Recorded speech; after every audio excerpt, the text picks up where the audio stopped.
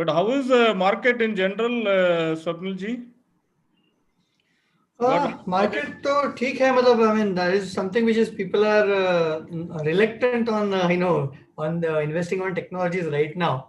They are just trying to keep their home safe.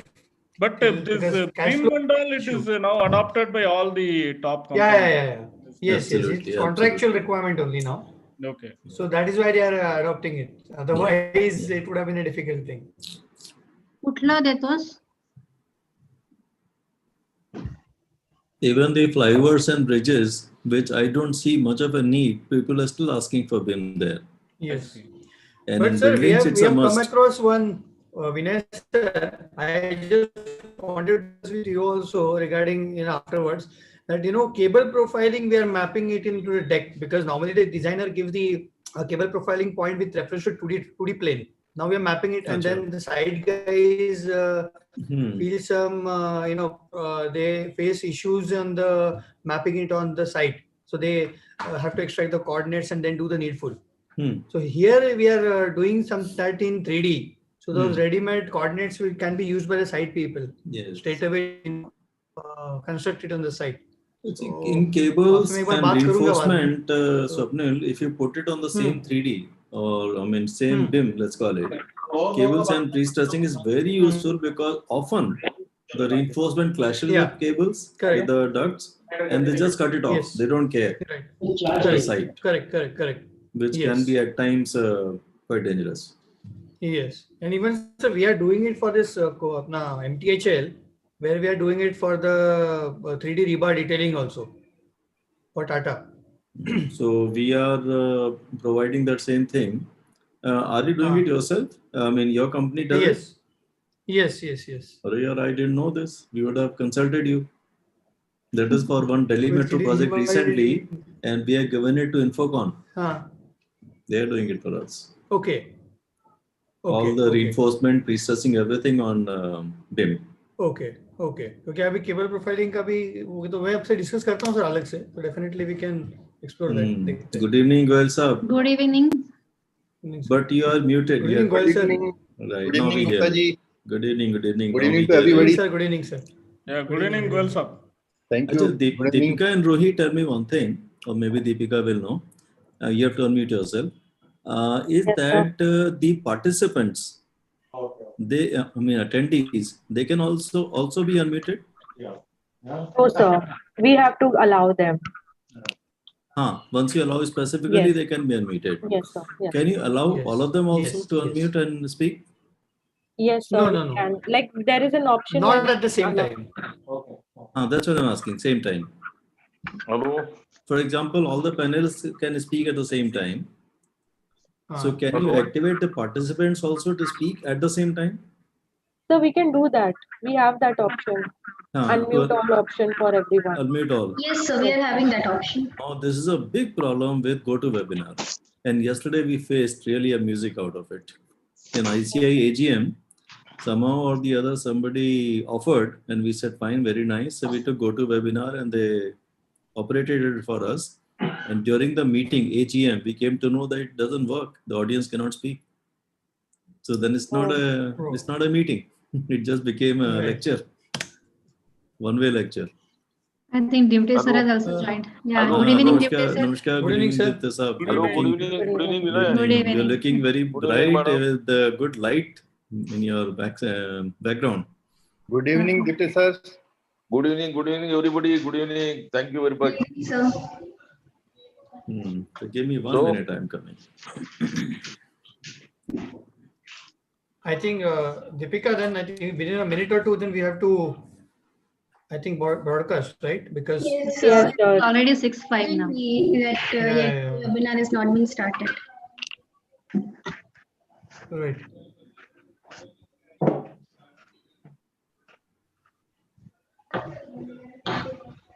Let Vinay Gupta join again and then we can start, I think.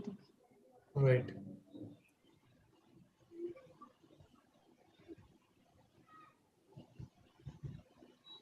Hello, Swapnil. Hello, sir. Good evening. Good evening. Good evening. How are you, yaar? Good, sir. You are not seen for so many days. Sir अभी काम बढ़ गया ना थोड़ा इधर घर पे. So we are seeing each पे other बढ़ only, गया. only on the screen. Yes, yes. Background में काम काफी चलता रहता है. हाँ, बैकग्राउंड में काफी चल रहा है. कभी वो मिल के भी दिखाना पड़ता है काम कितना चल रहा है.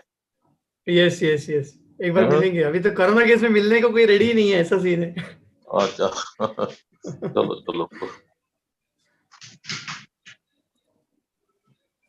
Good.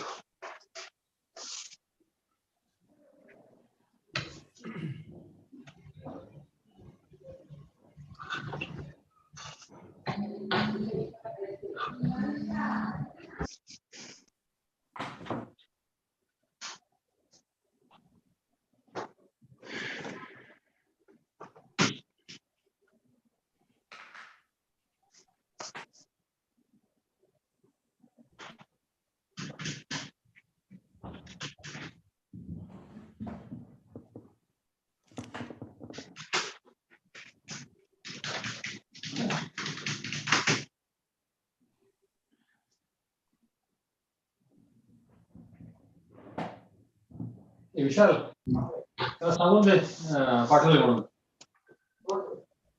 Receiving calls that your webinar is not. पण पाठवले, एकूण 5 डॉक्युमेंट पाठवले. ठीक आहे. I think we can go live, and Deepika, then you can tell it we'll start in 5 minutes.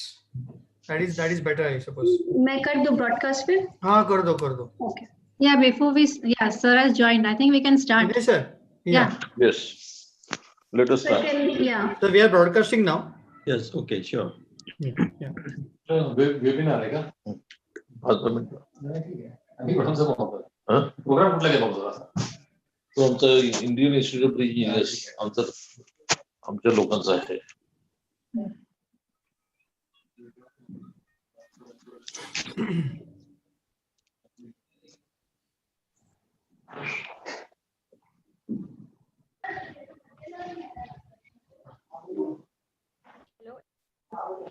This webinar will begin shortly in next few minutes.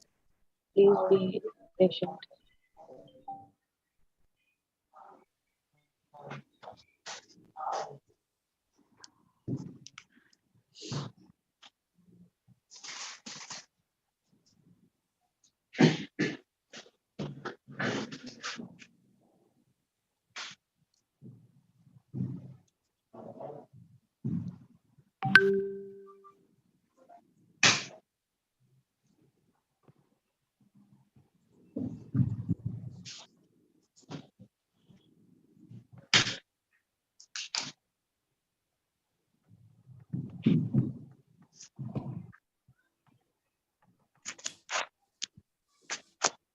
कांड निवडलं होतं का? कांड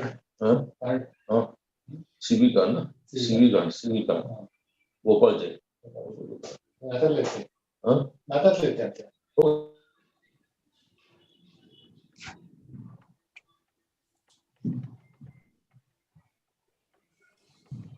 I think Vinay sir, we can. How many? 134. Okay, let's wait to touch 200, Deepika, and then you can. I mean, Deepika and Rui, then we can start, I guess. Okay, sir. Normally with about 10 minutes delay, one should start because initially we have other preparations. Right. If it's maybe another 1 or 2 minutes, we can start. Yeah. People can keep joining.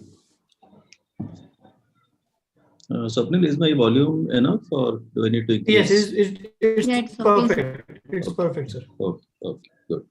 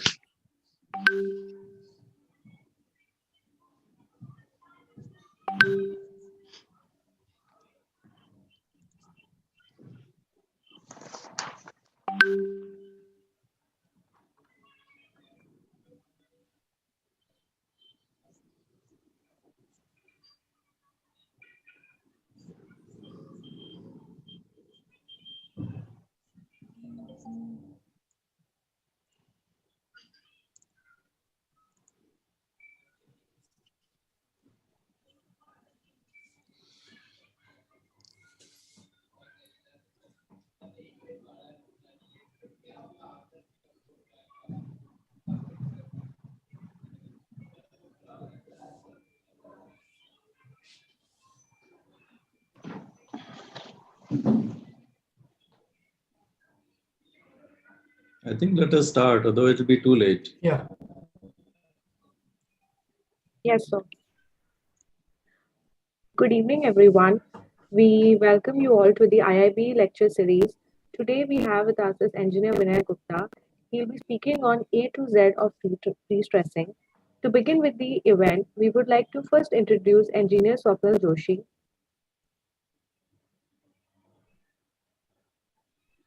Swapnil Joshi is an intellect who possesses bachelor's in civil engineering and double post-graduation from United Kingdom and NICMAT with specialization in construction project management, along with law graduation. He has wide exposure in developing systems, has developed expertise in the field of CPM, combining technical and latest management tools such as the Astra Power Project, ILOs, etc. He initiated and developed a mobile application Nintendo projects for daily monitoring and real-time data analysis of projects.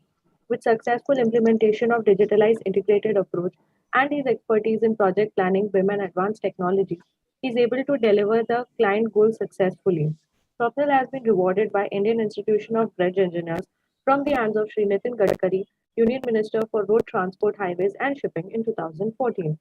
So with this, I would request Engineer Swapnil Joshi to please take forward the event. Thank you. Thank you, Deepika, for a quick introduction. I would officially would like to. Hello, Deepika, I'm audible? Yes, sir. Yeah, I would like to officially welcome you all for today's lecture series number 12 on A to Z of pre-stressing by Engineer Vinay Gupta, Director and CEO of Tandon Consultants Private Limited. Before going to the quick introduction of our DG and the few people on the organization, let me just quickly give you a brief that IIB, Indian Institution of Bridge Engineer, is formed in 1989. It's a more than 30-year-old organization with more than 33 local centers, more than 7,000 individual members, plus more than 165 institutional members, and had published more than 29,200 pages of literature, which is purely a technical know-how of the subject. So now with this quick brief introduction of IIB, let me introduce our pillar of IIB, our Director General, Engineer DG Divte. Engineer DG Divte has graduated in civil engineering from College of Engineering, Pune in 1974 through 1975 UPSC exam. He has joined Indian Railways Service of Engineering, IRSE, as Class 1 officer and retired as a Principal Chief Engineer of Indian Railways in 2011. During his service, he has worked on many important projects, railway projects, occupied many important positions like Principal Chief Engineer of Northern Eastern Railway and South West Railway. He was a Director, Board Member for Konkan Railway, Chief Engineer for Konkan Railway Project, Chief Project Manager for Tunnels for Mumbai-Pune Expressway, a Project Director for Katra to Luli portion of Udhampur-Baramulla JNK Railway Project. He is recently working with one of the longest underground metro, which is 33.5 kilometer, as a project, as a CGL. So with this quick brief introduction, let me go to the next introduction of our Honorary Secretary, Dr. Gopal Rai. Dr. Gopal Rai is a young intellect. He's a PhD holder from IIT Bombay. His phenomenal level of prowess has enabled him to be associated with several prestigious projects, including the Apsara Reactor BIRC, Mumbai Airport Bridge Strengthening of Mitty River, ESIC Hospital, and JNPT ROB, etc. He is an Honorary Secretary of IIB, General Secretary of Association of Structural Rehabilitation and Retrofitting, Committee Member of ISSC, BIS, and ACI. He has delivered more than 680 presentations nationwide and 27 presentations internationally. He has been a keynote speaker for more than 4 international conferences and more than 10 national conferences.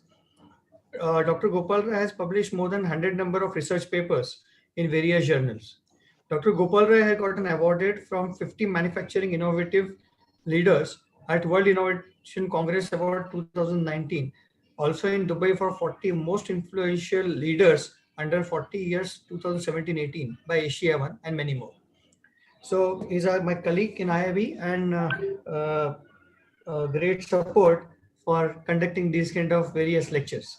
Now let me go to next slide. Ruhi, can we go to next slide? Let me give you the quick feel of the committee, IIB committee. As I explained, DG Devte, our Director General, Gopal Rai already explained. Today's speaker is President of IIB and Prabhakar Kelkar, Treasurer of the institution. And you can see we have an great intellects and the stalwarts from industry on our committee, Mr. Atul Bobe, Dr. Jyoti Basari, Surya Prakash, Dr. Harshvardhan Subbaram, and many more. So just to give you an introduction of the committee, let me go to the next slide to introduce our today's moderator, Dr. Jyoti Basari, Professor Civil Engineering, Sinhagad College of Engineering, Pune. Professor Dr. Jyoti Basari is Professor at Department of Civil Engineering, Sinhagad College of Engineering, Pune. Completed post-graduation in Structural Engineering from MS University, Baroda. PhD from Shivaji University. Have more than 24 years of teaching experience. She is a member of Board of Studies for Rail Technology at the Faculty of Science and Technology, Savitribai Phule, Pune University. Chairman of various subjects related to structural engineering at undergraduate and post-graduation level at Pune University. Has received several research grants from Pune University with the research work mainly focusing in the domain of characterization of special concretes and finite elements analysis of structures. 15 research publications in various reputed journals have been published by Dr. Jyoti Basari. She has been co-authored 2 textbooks, Structural Mechanics 2 for third year students and Mechanics of Structures for second year students of civil engineering. With this short introduction, may I now welcome Dr. Jyoti Basari and hand the session to her to take it forward. Thank you, Swapnil Doshi. Jyoti ma'am, to you. Yeah. Yeah, thanks. Thank you. Thank you very much. Let me have now the privilege to introduce to all of you Dr. Surya Prakash, who is our EC member, that is Executive Committee member, as a panelist for this particular event. Dr. Surya Prakash is a professor in civil engineering at IIT Hyderabad. He is a recipient of the prestigious Ramanujan Fellowship from the Government of India. Before joining the IIT Hyderabad, he has worked as a design engineer at Structural Group Incorporated at Baltimore, USA. He received his PhD from Missouri University of Science and Technology, USA in 2009. He has obtained his MS degree in structural engineering from IIT Madras in 2005. And his research interests include use of advanced composite materials for civil infrastructure, precast systems for affordable housing, and repair and rehabilitation of the structures. He has, to his credit, 15 years of research and teaching experience, has guided 4 PhDs till now, and he has published 65 research papers in the internationally reputed journals, and even presented more than 50 papers in the national and international conferences. And currently is also serving as an associate editor for the ASC Journal of Bridge Engineering, and he is a member of ACI, ASC, ICI, and ASTR. So he will be playing the role of the panelist for the today's event. And next slide, please, Rui. Yeah, thank you, Professor Jyoti. Looking forward. Yeah, I welcome you today for this event on behalf of IB today as a panelist. Thank you. So, as introduced by Swapnil Doshi, actually, we are going to have the lecture by Engineer Vinay Gupta. The current rising trend of the adoption of the pre-stressing techniques in the today's construction world, especially in the field of the bridges, is really unquestionable. So today we are going to have our speakers speaking on the topic of A to Z of pre-stressing. And let me have a quick introduction of Engineer Vinay Gupta. Actually, he requires no introduction to this particular community of civil engineers. He's a very well-known figure, but still, Engineer Vinay Gupta, he is a civil engineer from BITS Pilani 1983 batch, and he is the director and CEO of Tandon Consultants Private Limited. He has a specialization in the various fields of civil engineering, to name few: bridges, flyovers, underground and elevated metro structures, precast buildings, tall chimneys as high as 275 meters, and many more. He is an active member of various code committees of BIS and IRC. His contribution mainly include in the preparation of the IRC SP 65 based on the segmental bridges, even IRC SP 71, which is on the precast pretension girder bridges.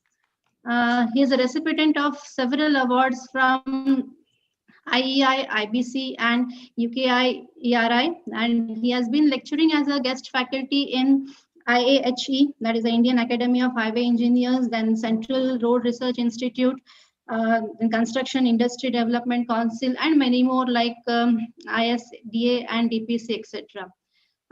Engineer Gupta, he is the All India President of IIB, that is the Institution, Indian Institution of Bridge Engineers, and even ICI, that is the Indian Concrete Institute. Engineer Vinay Gupta, sir, I welcome you today for this particular session, and I invite you to start with your session, please. Thank you, Dr. Pusari. Just one moment.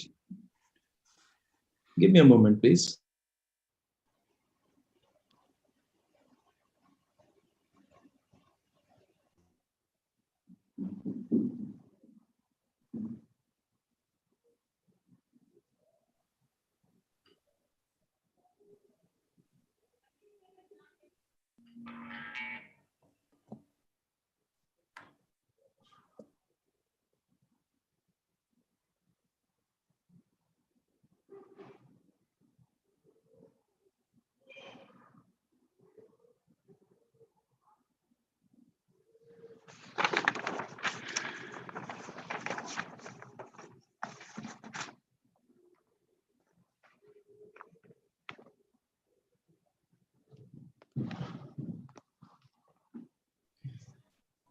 Bhusari ma'am, just a small change. I just wanted to I wanted to request our DG to say a few words about IIB, because then he might have to leave in between. So, Deputy sir. Deputy sir, may I welcome you to give some brief introduction of IIB?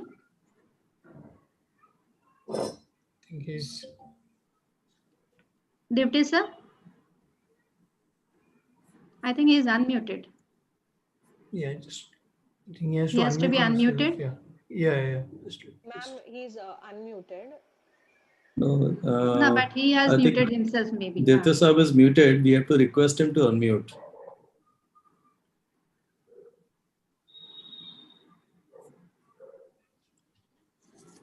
I think he's facing some issue to be unmuted, or just a bit.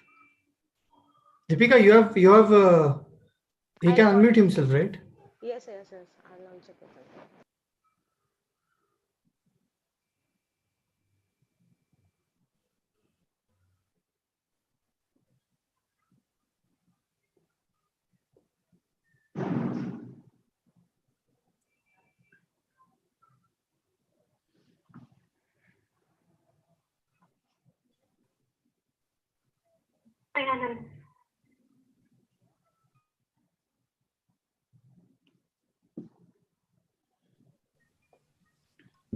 Any success?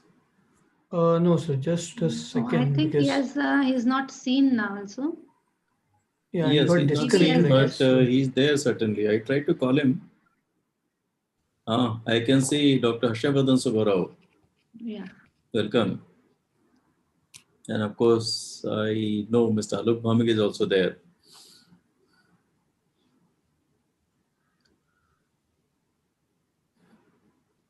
So I'm trying to connect him if he can come on board in a minute. So just a minute. We can wait for another half a minute. Duty sir, तुम्हाला introduction.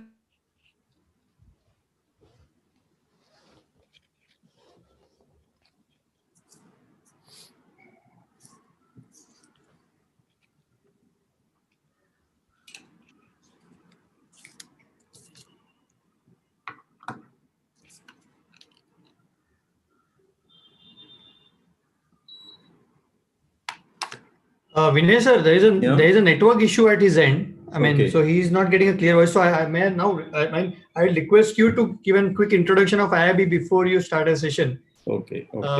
And whenever Mr. Divte's network starts working, we can request him to.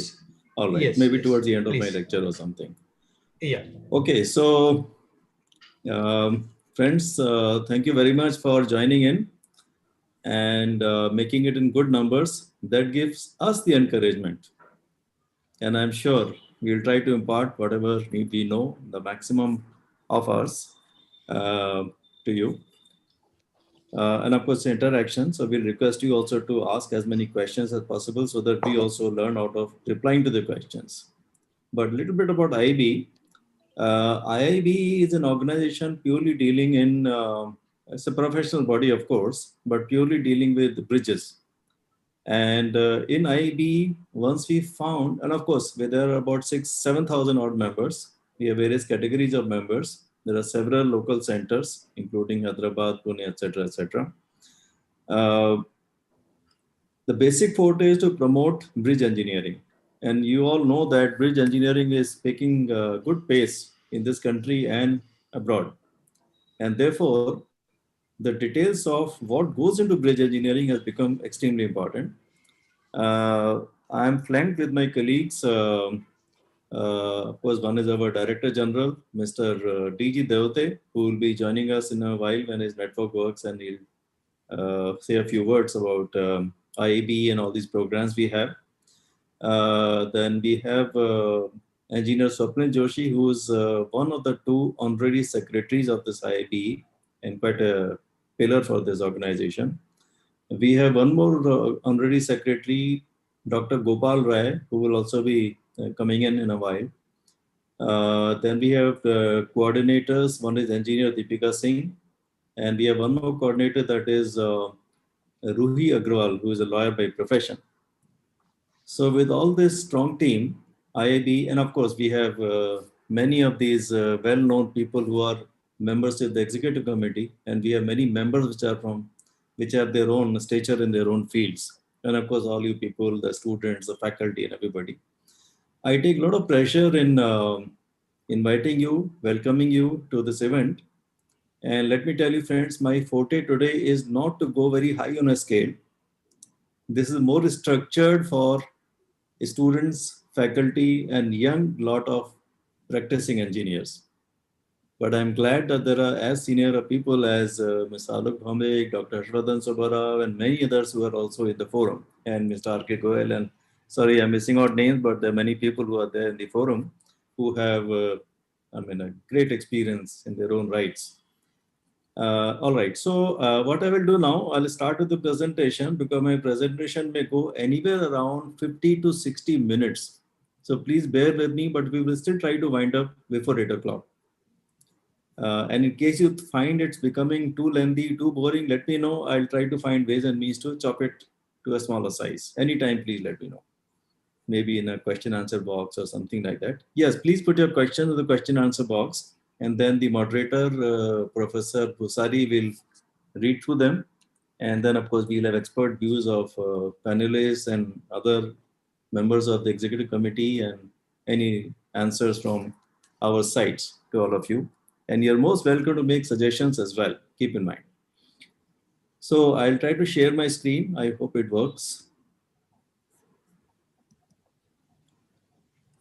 Yeah, it seems to be there. Yes.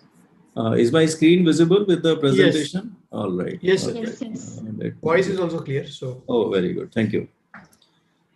Okay, so I think we are quite aware of these famous codes. IRC 112-2011 is the version which has been revised recently, but now a new version is going to come very soon. We have IRC SP 65, which is for segmental bridges. We have IRC SP 71, which is for the pre-tensioned girders. And of course, we have many codes, loading code and other codes. The recent change that took place in all this thing was that we moved to limit state design philosophy, which involves ultimate strength and serviceability limit state. the two different levels of design of any concrete. Now, question is, why to have pre-stressing? I know it makes it difficult for all of you to design a pre-stress structure compared to RCC structure, but still, why do we have it? Pre-stressing is a force that we apply on a structure wherever we expect tensions to occur. For example, if we have a single simply supported span beam and we apply a downward load on the beam, we will have tensions at the bottom of the beam. Now, if we provide pre-stressing at the bottom, then we counteract this tension and almost convert this entire tension into compression so that the concrete can take it, because concrete by itself does not have, theoretically at least, any tensile strength. So it has to be taken by something, which is either reinforcement or pre-stressing. Reinforcement has a permissible strength range, a stress range of about 400 to 500 MPa. Whereas pre-stressing is about 4 times of it as far as ultimate strength is concerned. So which means pre-stressing can take much more force, but pre-stressing not in a passive form, you have to make it active.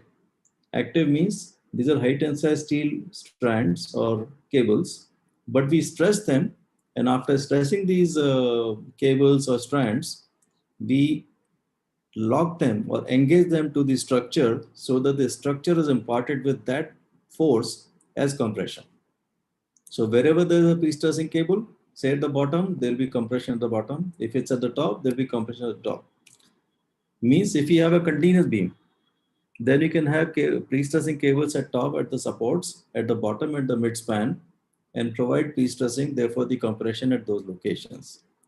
So if we understand this, we find that when we do this kind of a pre-stressing, the size of these structural members, they reduce, eventually also leading to reduction of the concrete quantity. Because the thickness is the depths. Depths can be as much as span by 20, span by 15, span by 25 even, span by 30 also sometimes, with more pre-stressing. Whereas if it's a reinforced concrete structure, usually depths are about span by 10, span by 12, in that range. So the depth reduces, concrete reduces, weight reduces.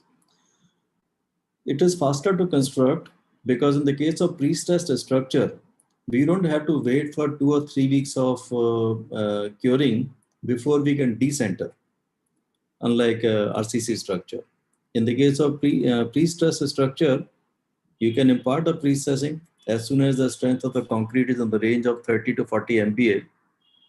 And once you impart the pre-stressing, the structure by itself lifts up from the shutter and you can remove the shutters. So much faster one can go ahead with the construction. Since we are acting against the applied forces, which means wherever we have tension, we apply compression. This action against the applied loadings and applied forces reduces the deflection eventually of the structure, making it more crack-free, more durable therefore, and less deflecting kind of a structure. So these are some of the distinct advantages of pre-stressing. But of course, somebody may ask me, then why provide RCC at all? Have it only pre-stressed? When we have spans which are smaller, when we have loadings which are lesser, it becomes more expensive to provide pre-stressing. And therefore, in general, in those cases, we tend to provide RCC structures. But if you have larger span, if you have more loading, or if otherwise also we want to reduce the section size or go for a more durable structure, we tend to provide pre-stressing. Look at this 25-storied 4-star hotel in Bangkok, Amari Atrium, wherein the top 20 floors are the typical guest room floors. And for a hotel, if you construct it fast, then the entrepreneur can start earning money much faster. I think that is one language we understand today, the money. So what we did was, we provided this kind of floor slabs, which have got something called banded system, which are pre-stressed kind of bands, which are 1.1 meter wide and only 40 centimeters, means 400 mm deep. having spans of this cantilever of 4 meter, then inner span of 12 meters, and again another cantilever of 4 meters. And at every 8.2 meters, there is a band like this, columns like this, and there are these slabs which are spanning 8.2 meters, which are 200 millimeters thick. So it is pre-stressed longitudinally and transversely. And if you look at the spans, compared to the spans, the thicknesses are much smaller. Incidentally, here we have used unbonded pre-stress, which we'll discuss in a while, especially in the slabs. Now with this, every 9th day, a floor could be constructed way back in 1992. 28 years ago, the speed was as much as 7 to 9 days per floor. In 6 months, all the 20 stories were constructed. Why? Because every 3rd day you would pre-stress, and after pre-stressing, remove the shutter, take it to the next floor. So those are some of the distinct advantages.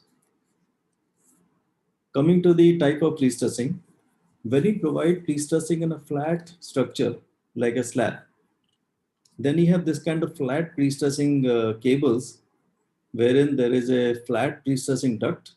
It can be metallic, it can be high density polyethylene, plastic kind of a material.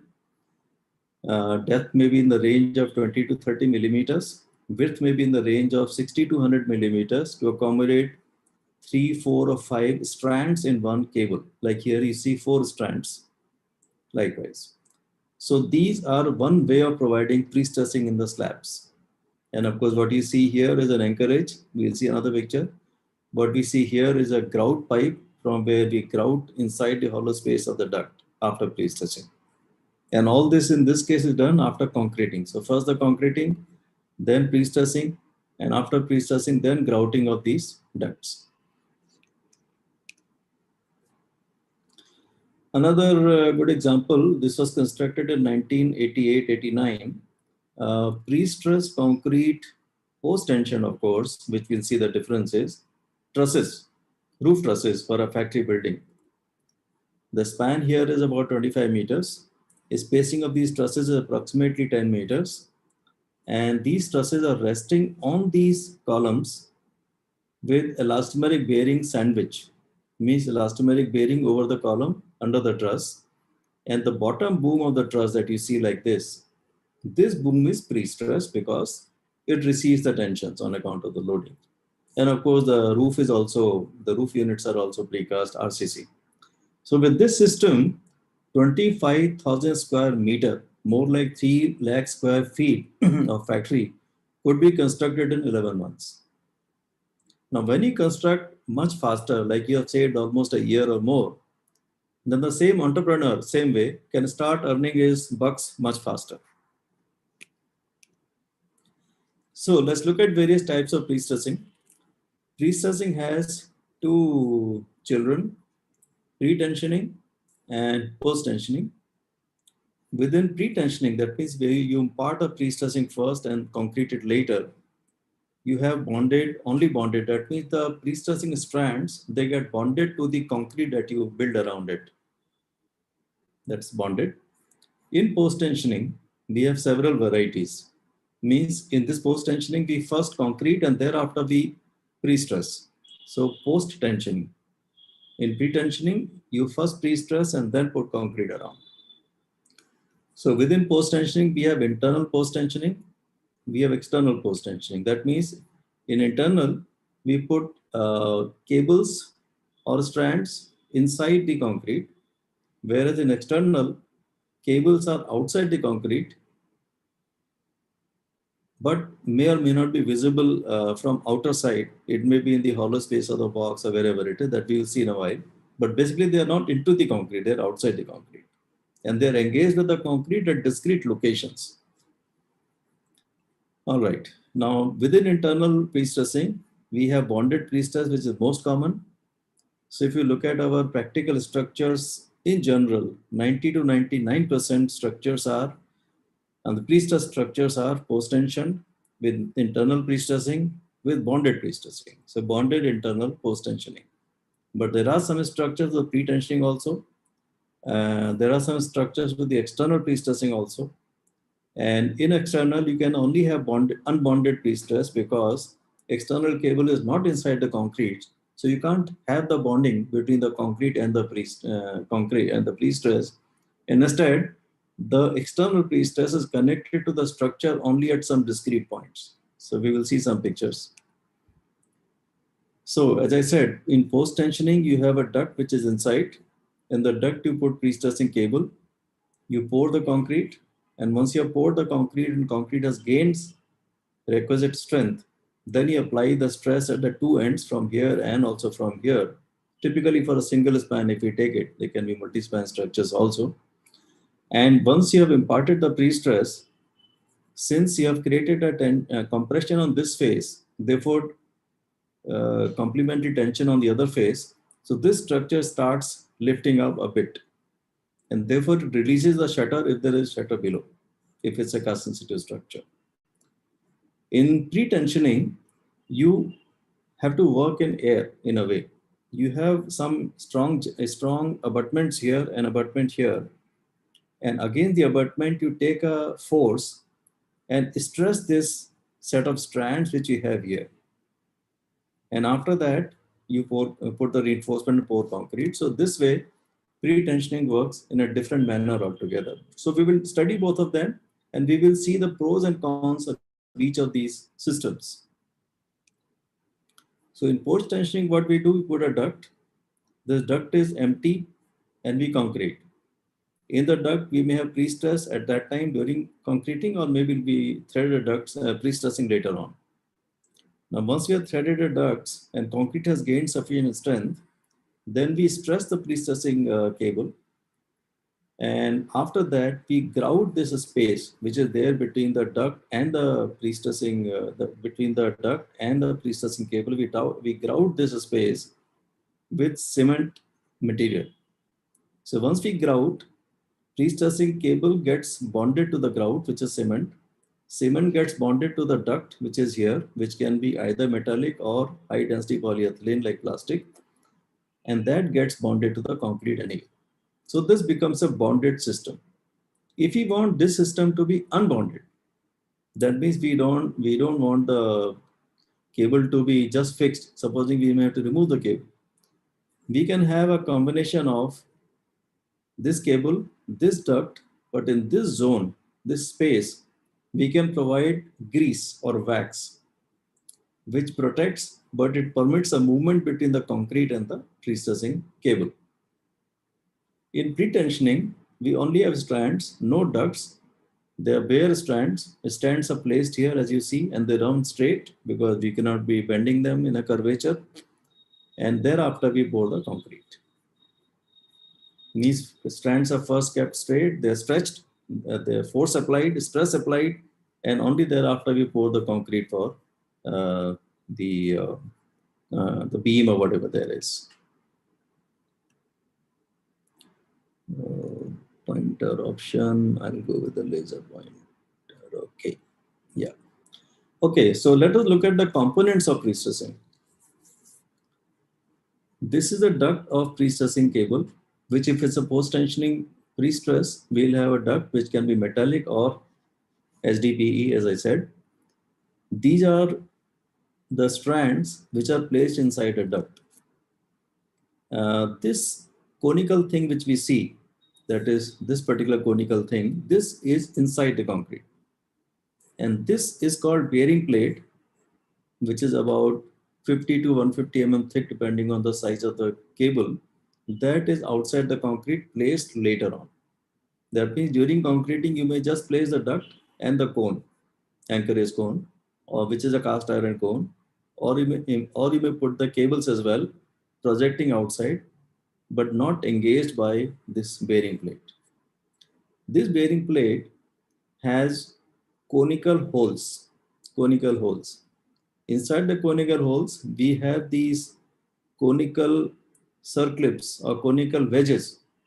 These wedges, which look something like this, and they are in 3 to 4 pieces for different manufacturers. These wedges have internal serrations, which I think will not be visible here, but the wedges inside on the inner surface, they have serrations like teething. So when you pull the cables and then you hammer the wedges a little bit, and then you leave the cable. So when you leave the cable or release the cables from the jack, then these serrations on the wedges, they start biting on the strand. And when they start biting on the strand, they don't permit the strand to move inside. So each of the strands is engaged by one wedge each. So that is how the system works, that now you have locked the pre-stressing onto the concrete. Now what is the strand? A strand comprises one central wire and 6 outer wires. Incidentally, central wire is about 1.5% larger in diameter than the outer 6 wires, and they're stranded together to make a strand. Now, when you say a typical old cable, 12T13, means the nominal diameter of the strand is about 13 mm. It's not solid 13, it is approximately 13, approximate 13, or it is half inch, let's call it. And 12T13 means that there are 12 such strands, making it a 12T13 cable. So this whole thing is called cable, which comprises, say, 12 of the strands here as you see. And each one is a strand. Each strand comprises 6 wires. So as you see, here we have anchorage head, which is a bearing plate as we call it. We have wedges which are here. We have strands, which of course we know. And here we have anchorage cone. Now here we also have a hole in which we connect a pipe to send a cement grout at a pressure. After stressing, the grout has to then reach all these spaces in the duct to make it bonded. Because that is the most common way of pre-stressing. So I'm only discussing majorly that, which is a internal bonded pre-stressing and post-tension. This is the anchorage cone, not cone, rather assembly for a similar cable for flat slab or slabs. These are various kinds of ducts. These are HDP ducts, which are plastic type, corrugated again for a better bonding. They are made corrugated. These are metallic ducts. In the earlier days, they were most common. Nowadays, they are becoming more and more common. And because of the durability reasons, because the metallic duct gets corroded, these, although they are cheaper in the direct cost, they are diminishing, and these fellows are picking up more. Now, when you have to connect a duct, you have normally male-female type of a connection, wherein you have a sleeve type of a thing. Into the sleeve, you can have the ducts getting inside on a screw coupler basis. And same way in metallic one also, you can have that. And after that, you have to also do a taping. You put heat shrink tape around so that the whole assembly is slurry tight, not watertight, but slurry tight, so that the cement slurry does not go inside the duct during concreting. But all these things that you see here are purely for post-tensioning. In pre-tensioning, none of these two are required. Okay, now, like in the reinforcement, you have to lap. You have to continue the lap. In pre-stressing, you can continue the lap with crisscrossing of the cable. Alternatively, we can also have pre-stressing couplers, which people like VSL, Dynamic, Fresnay, they all supply, wherein you have pre-stressing of one side, pre-stressing of the other side, and let us say if you have to pre-stress here and continue with the pre-stressing thereafter. So you first put one side of it, pre-stress it, then that is the other side, this side, and concrete being on this side. And now you pour the concrete, before pouring the concrete, you stress the other side and then go further with a coupled pre-stressing cable. We don't commonly use it for one big reason that they cost high. Second big reason that at this place, you require a much bigger cover. The cover that you provided for this area would not be enough for this area. So they are not common, but they are available and they are used in some projects. All right, so we are now discussing in detail post-tensioning, but external. And external has to be unbonded only. Okay, this is a project that I picked up from Malaysia that we designed in a metro project we designed in 1995. Precast segmental In this case, incidentally, not epoxy jointed, instead dry jointed, using external unbonded cables. How the look is something like this. You have a span, let us say it is segmental, precast segmental. We have some deviator type of a thing here. It's a concrete upstand which has a dumbbell kind of a hole through which the cable can pass, take a deviated path and deviate again. And here in the diaphragm, you have these anchorages. Now, what happens here is that the pre-stressing, since it does not have concrete around it, it cannot run in a curvature. It has to be straight from one point of connect to the other point of connect, and straight and again straight. So the profile is like this. Use this profile for the forces, for the stresses, and for compensating the tensions and all that thing. Now, why the question comes, why you provide? Why you provide it is that once you provide like this, these cables are not dependent on the protection by the concrete because they're outside the concrete anyway. So these ducts which you provide here, they have to be much more protected by themselves, and the protection of the concrete is not required. And therefore, you must have heard of the epoxy application. That's epoxy glue provided between two adjoining segments all over. That glue is not required. So in this metro project in Malaysia, we designed the structure without that glue. They were dry jointed precast segmental structures with this kind of external unbonded pre-stressing. But one technical difference between this and the other one is that in this particular case, the strains in the pre-stressing are not the same as that in the concrete, and therefore analysis changes. Because with respect to the concrete, the cable can move, is free everywhere, except for the two ends. So strains are different. In bonded pre-stressing, it's like reinforcement where the strain between the concrete and the steel are the same. This is a picture of that same project where you have this deviator block. You have these holes which are dumbbell shaped holes. The pre-stressing goes inclined, it goes straight, and from the other one, it may again go inclined to reach its level. So at the end of it, you have a diaphragm. In the diaphragm, there will be anchorage cones. And in the anchorage cones, you'll have cables anchored. Okay, so let us see now pre-tensioning. We have seen post-tensioning, bonded. We have seen post-tensioning, unbonded external. Now let us see pre-tensioning, which is always bonded.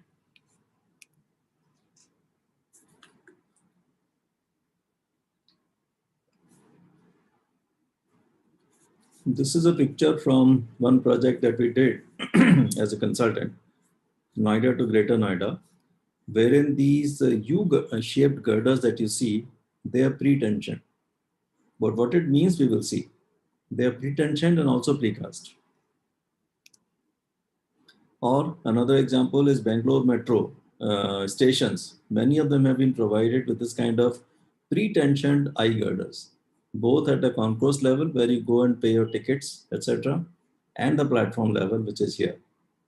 These are also pre-tensioned girders which are supporting the track, which support a track later on.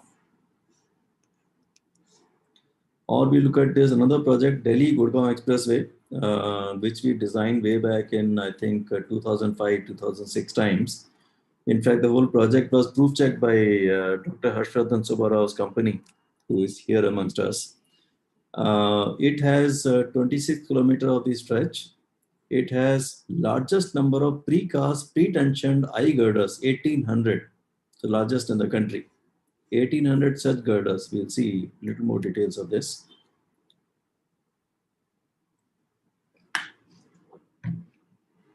So as I said, we first pre-stress and then pour concrete. So how we do this is here. This is about 100-meter long bed. Same on the other side, same here and same here. Here you can cast 4 girders in a row, all together. 25-meter span for the project. And here you can cast, you have 3 beds and 3 beds. So totally we have 14 beds. And we can literally cast 14 girders, precast, pre-tension together. which is not feasible in post-tension. In post-tension, every girder, every bed is separate. We have a dead end here where we don't pre-stress, we just anchor the cable. Similarly, dead end on the other side. We have the live end here where we have jacks. We have these 100-meter long strands, a number of strands. In this case, there were 40, 42, 45 for different cases, for different spans, different lengths. We stress the the strands with these jacks. That means we pull the strands, taking a force against this abutment that we see. These are the abutments. We're taking a force against these abutments, pull the entire set of 40, 45 strands, and they are anchored on this side. Same way we do here and there that we stress. And after stressing, now we pour the concrete here. We have already placed the reinforcement, of course. And once we pour the concrete, in this case, we also did steam curing for speeding up the process. So every third day, each bed will give you one girder. That means every third day, you'll have 14 girders. Practically, 105 girders from these 14 beds were prepared every month. So speed, and it's a beauty project, was extremely important to finish as fast as possible. Of course, there were other hurdles which delayed the project, but at least we were fully equipped for a quick construction. But look at the other advantages of this kind of a system. Okay, let's first see how it is done. It's a shutter which can move left and right for the girder. Single piece shutter, so that we just move in, move out in one go. One girder, second girder, third girder, like that. This is a place where you have put a jack on this side, and jack will pull this particular metallic, we call it trolley, which is engaging the strands to pull it. 100-meter long strands. This is a closer view of the shutter. These are those jacks which do the job of pulling the strand. That means they push the trolley backward. Once they push it backward, the strands get pulled. So very simple. And this is a concrete wall, strong wall, which takes a force. Each jack in this case has a capacity of 500 tons. So roughly 1,000 tons of force can be imparted. Yeah, another side of the jacks. The girder that we are casting is on this side, on the left side. This is the dead end where we have a kind of a bearing plate. On the bearing plate, we have conical holes, and we have these, wedges. And these wedges engage the strands so that on this side, we don't have to put any stressing jack, but we have anchorage, we have fixed anchorage. Just one more picture. Let's go fast on it. Okay, in a girder slab structure, of course, this was a good suggestion given by Dr. T.N. Subbarao, our Dr. Shraddha Subbarao's father, that we must do 100% hacking of the surface, because this place has to join with the new concrete of the diaphragm. And shear transfer is extremely important. So for that, 100% hacking with a chisel and hammer was carried out in such a way that the aggregates are visible, coarse aggregates. Okay, so well, let's take one more example, and then we come to the advantages and all that. This is a spliced girder system using pre-tension girders. Each of these 5 girders, which are about 9 meters long, making a total span of 45 meters, are pre-tensioned. Then these pre-tension girders are put together on a underslung launching girder and then pre-stressed through post-tensioning after doing the bed joint concrete construction here. So these are some girders that are lying in the precasting yard. Now you see advantage of pre-tension girder. Let's go back to one of the pictures. Is something like this.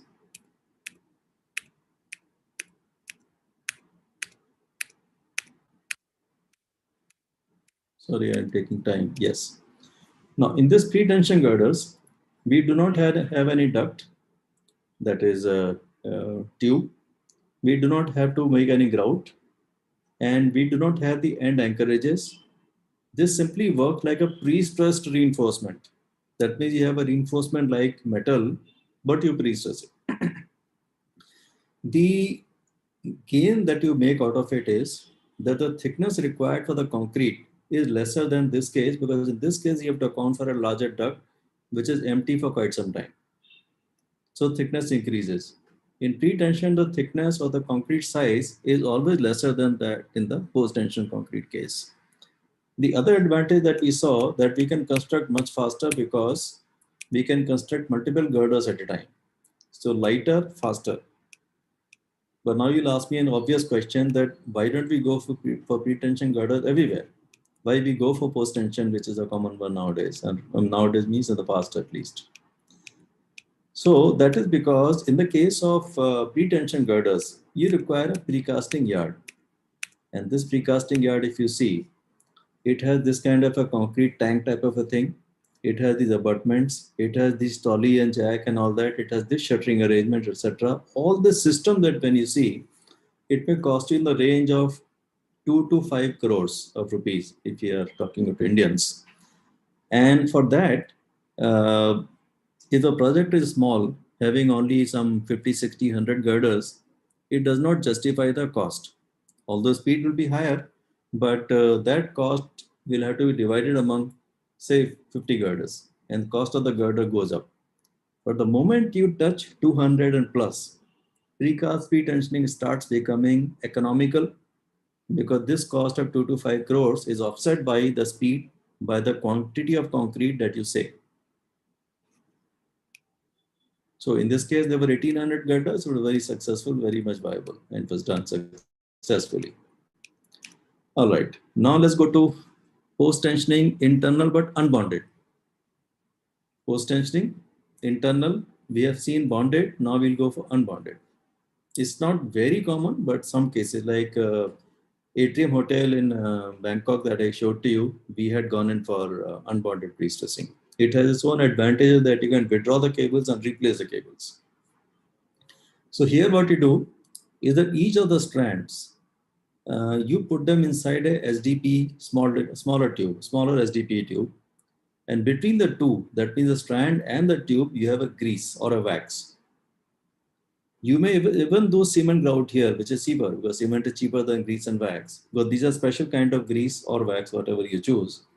You can still put cement here, cement grout. But here, since between these two you have grease or wax, you can withdraw the strands whenever you, if you have planned for it, designed accordingly, rotated it accordingly, you can take it out and replace it in case of any problems. So that is one advantage you have in the unbonded case. But since this kind of a system costs you more money because of the grease wax, whatever you provide, people don't normally use it, but it's permitted, you can use it. So this is the same thing I'm talking about. Of course, pre-stressing requires a lot of protection. What happens is that pre-stressing works at a stress which is much, much higher than the reinforcement. And at this high stress, the steel is more prone to corrosion than the steel at a lower stress. Reinforcing a steel, for example, maybe at a stress of 200 to 250 MPa. Pre-stressing steel, on the contrary, will be at a stress level of over 1000, 1200, 1300 MPa. So when the pre-stressing is at such a high level, which is 4 or 5 times, 6 times, the corrosion rate is normally higher, and therefore protection required is more.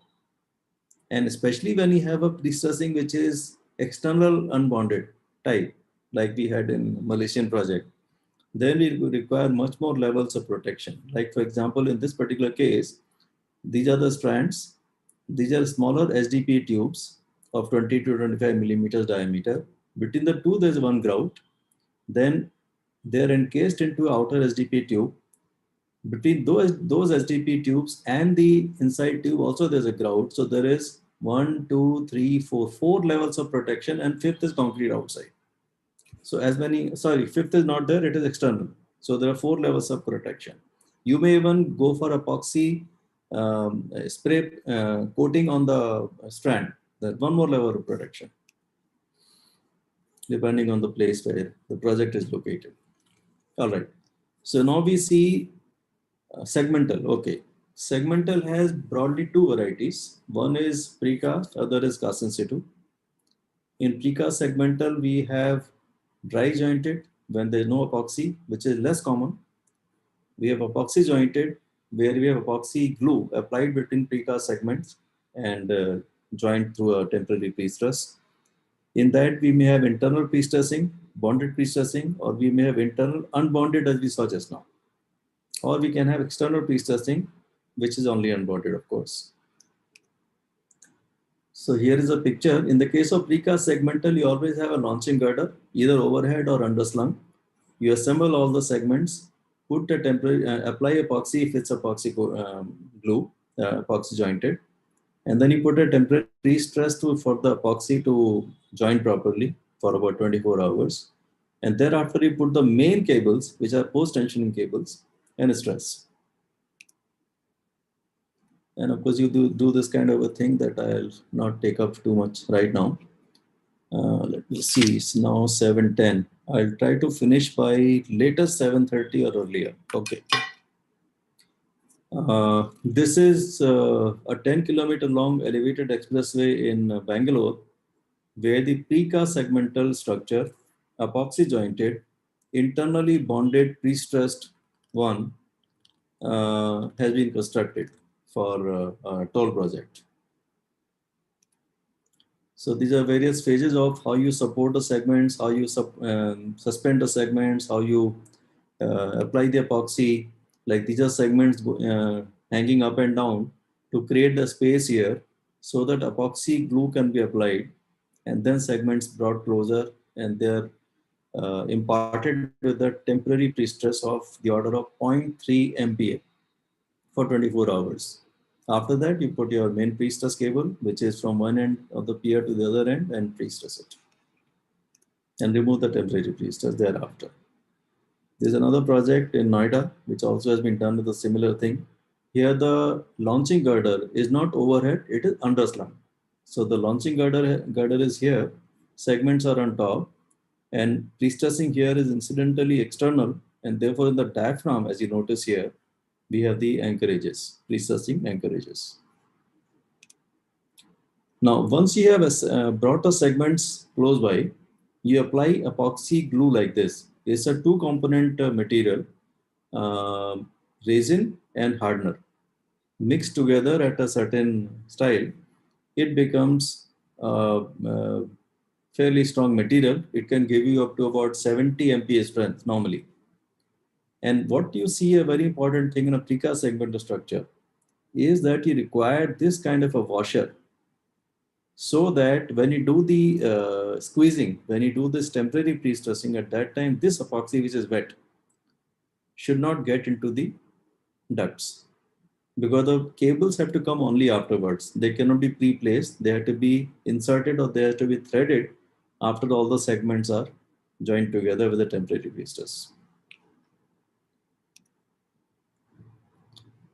So what we are now trying to bring into the code is that at these joints, there have been common incidences of epoxy getting inside, blocking these holes, and not permitting the pre-stressing cables to go in. So we are trying to bring into the code to provide this kind of coupler. You have cables, you have duct of one side, duct of the other side in the precast segment, have a coupler, which is a coupler ring, two-way ring, which couples here and on this side, to finally have a slurry proof joint, slurry tight joint, or this type, any other types, and there may be some other types also. So one of these couplers should be provided. Talking of precast segmental, there are some more types. There can be many segments, one segment, second segment, and main segment here. Longitudinally segments, 2.5 to 3 meter long, and transversely also 3 segments, where we have a restriction of transportation width for say 16 meters. In this case, if you have a narrow place, narrow road, you cannot transport, you take a smaller one, take 2 more smaller ones and pre-stress them transversely. And thereafter, I mean, not thereafter, beforehand, pre-stress this is called spine, these are called wings.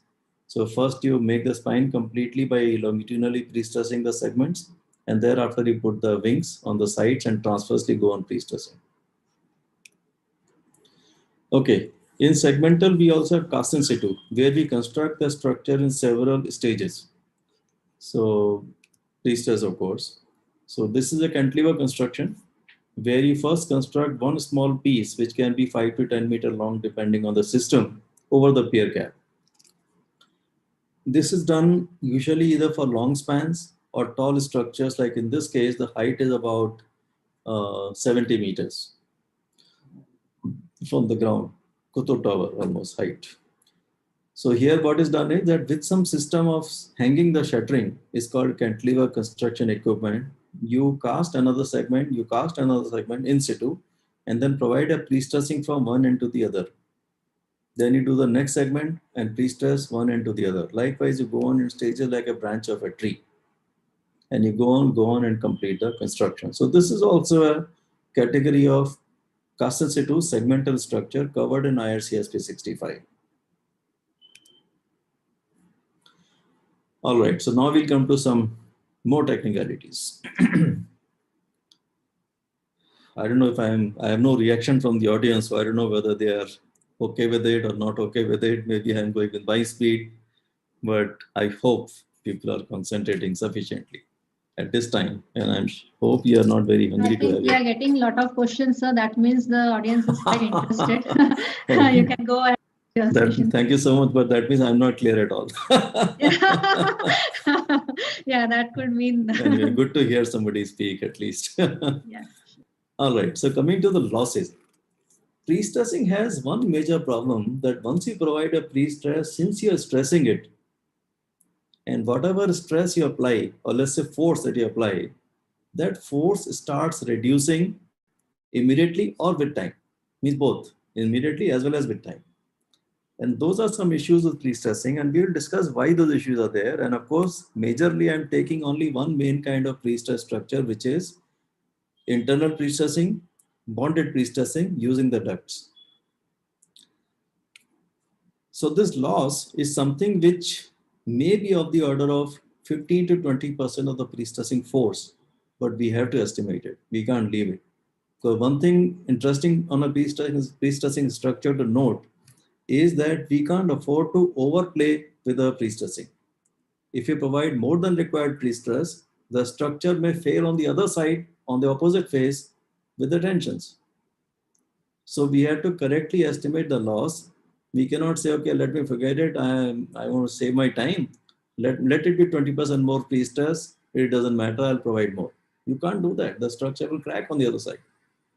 And therefore, we have to exactly calculate the effects of pre-stress, be it the losses, be it other things like hyperstatic effects. We'll discuss for a short while. Okay, so one loss is wobble loss. This happens inside a duct because there's a duct wall and there's pre-stressing passing through it is hitting the duct. So there is a loss. Other is friction. When the duct takes a curvature, then due to the theta angle deviation, there is a loss. Wedge drawing. Wedge is that wedges, you remember? We talked of the wedges, which are metallic conical wedges with serration inside. When we leave the jack after stressing and allow this to be transferred to the wedges and gripping the strands, the wedges do go inside by a few millimeters, which is normally about 3 to 6 millimeters. That also is a loss. Then relaxation of the strand. The strands under this tension, this kind of sustained tension, they also tend to relieve the force. It's like pulling a string, the force gets relieved over a period of time. That's another loss. And relaxation loss is a time-dependent loss. That means with the time, it keeps on going. Then when you apply a stress on the concrete, there is something called elastic shortening. Any material goes through elastic shortening. Even metal goes through elastic shortening. Less or more is a question. So concrete goes through this elastic shortening, and once the concrete shortens, pre-stressing force reduces. Concrete undergoes shrinkage by itself. Even if we cast something and keep it on the ground, it will shrink, especially more in the first 2 to 4 weeks. So that shrinkage also causes reduction in the pre-stressing force with this formula. Now formula, let us see, very interesting. And of course, creep as well. When the concrete is under compression, apart from elastic shortening, which is the overall shortening of the whole cross section, there's a creep which is dependent on the stress at the particular level of the stress. Means wherever there are cables, the stresses may be more, compressive stresses, the creep will be more. So it's a non-uniform loss over the cross section. So the formula is very simple. You have delta, which is a movement. You have the standard PL upon AE. P is a force. L is the length of the whole thing, cable or whatever. A is the cross-sectional area, and E is the Young's modulus of concrete. So, I'm sorry, of steel. So when you apply a certain force in the pre-stressing steel, that is P, depending on the L, A, and E, you get certain elongation. This elongation, to be practical, is of the order of 1 millimeter per meter. So if the pre-stressing cable is about 20 meters long, 1 into 20, they will be, I'm sorry, 7 millimeters per meter. So it will be about 140 mm of the elongation that takes place. So you elongated the cable 140 mm for it to develop some force, whatever. Imagine if the concrete shrank 140 mm, the force will reduce to 0. On that principle, we find out how much is the movement in the concrete or anywhere else, whatever is that movement compared to what was the original movement that we provided, elongation that we provided, is the ratio in which the loss would take place. So simple. For example, wedge drawing. Wedge drawing is approximately 3 mm on either side. If the cable is 20 meters long, having a total elongation that you did 140 mm, 6 mm is the wedge drawing, 3 and 3. 6 by 140 is the total ratio in which the loss on account of wedge drawing would take place. Same way for the shrinkage or creep, whatever. Just if you know what is the movement that has taken place, what is the reduction that has taken place, with that to the ratio of the total movement that you provided by stretching is the ratio in which the loss would take place through the simple formula PL upon A. Okay, so looking at the pre-stress, now we go to the codal provisions. Codal provisions say that when you stress a pre-stressing cable, first of all, let us understand that pre-stressing cables that we have, the strands that we get, they are as per IS 14268. IS 14268, 14,268. These are low relaxation strands where the relaxation is controlled, but there is a relaxation in the strands. As I said, under the constant stress, the strands undergo a relief of the force, and that relief is called relaxation, which is a loss. We are permitted to impart maximum of 90% of the 0.1% proof stress. I'm not explaining what 0.1% is right now, but I can explain if you like. But it's approximately 87% of the ultimate tensile strength of the steel. 0.1% proof stress is about 87% of the UTS, ultimate tensile strength. 90% of that, which is 78.5%, is approximate force that we are permitted to impart in the beginning, because that much safety must be there in my stressing, in my strands, which can take 100. I don't provide 100 and let it break. I go up to 78.5. And after certain losses have taken place, that is immediate losses, that is wedge drawing, friction, wobble, and all that, elastic shortening, immediate losses, then the maximum permissible stress in the cable is 75% of the FPK, that is a UTS, or 85% of the 0.1% proof stress, whichever is lesser. This is the safety side of pre-stressing, to make sure that the strands don't break. Now let's come to a very fundamental figure, very fundamental. You have ducts, you have a strand, as a cables inside the duct, and you stress. When you stress, the friction of the duct acts against the stress that you apply. You're applying the jack is on this side. This side is the span going left to right. Jack is here. Here is the end of the concrete. When we stress with the jack, this jacking force in the cable is opposed by the friction. Friction always acts opposite to the applied force. So some part of jacking force is reduced like this.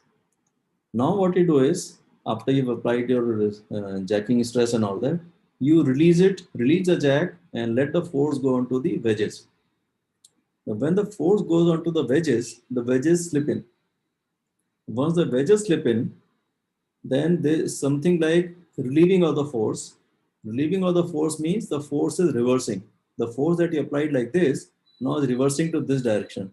So once that happens, then also these friction opposes the reversal force.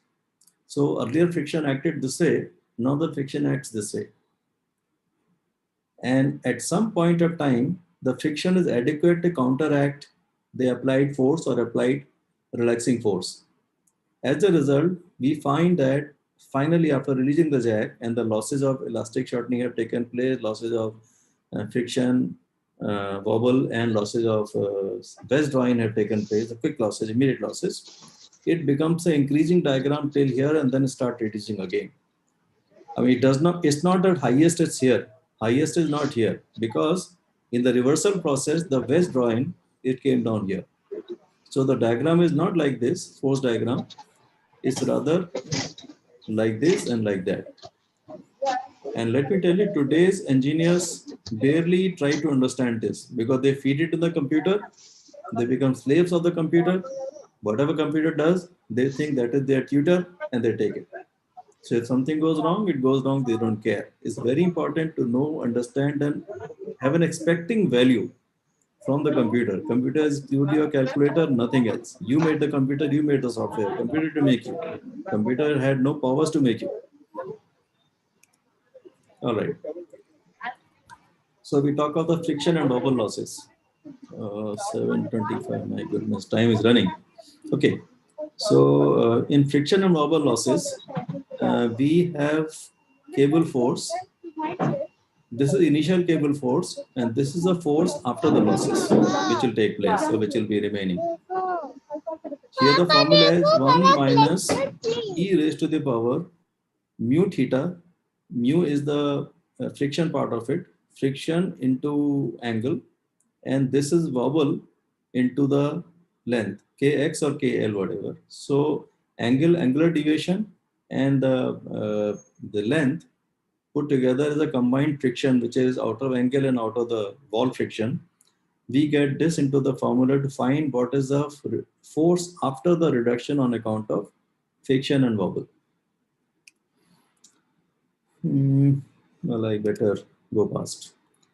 Now, when we have uncoated stress relieved strands as per IS 14268, now they are given the values of K and mu. K is the friction part, mu is the angular friction part for different types of wall surfaces: metallic sheathing, galvanized metallic sheathing, lead coated metallic sheathing, corrugated SDP, and so on.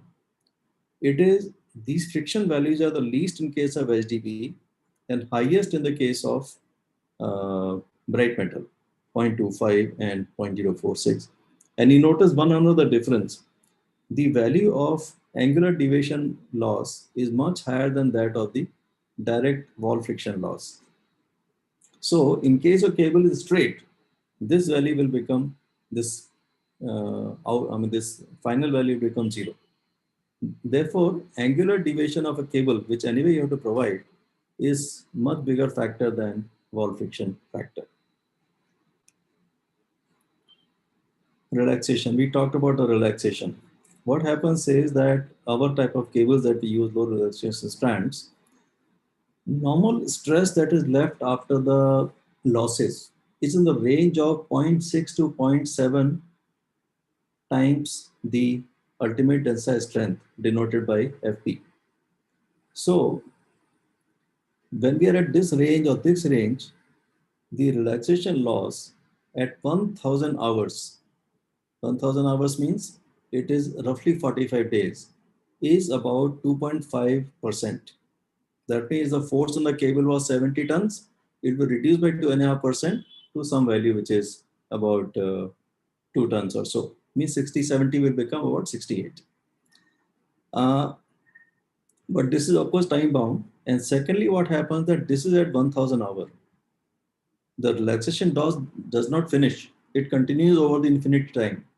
So the infinite time loss is another 2.5 times of this value. So eventually is total of 6.25 times for the low relaxation cable strand.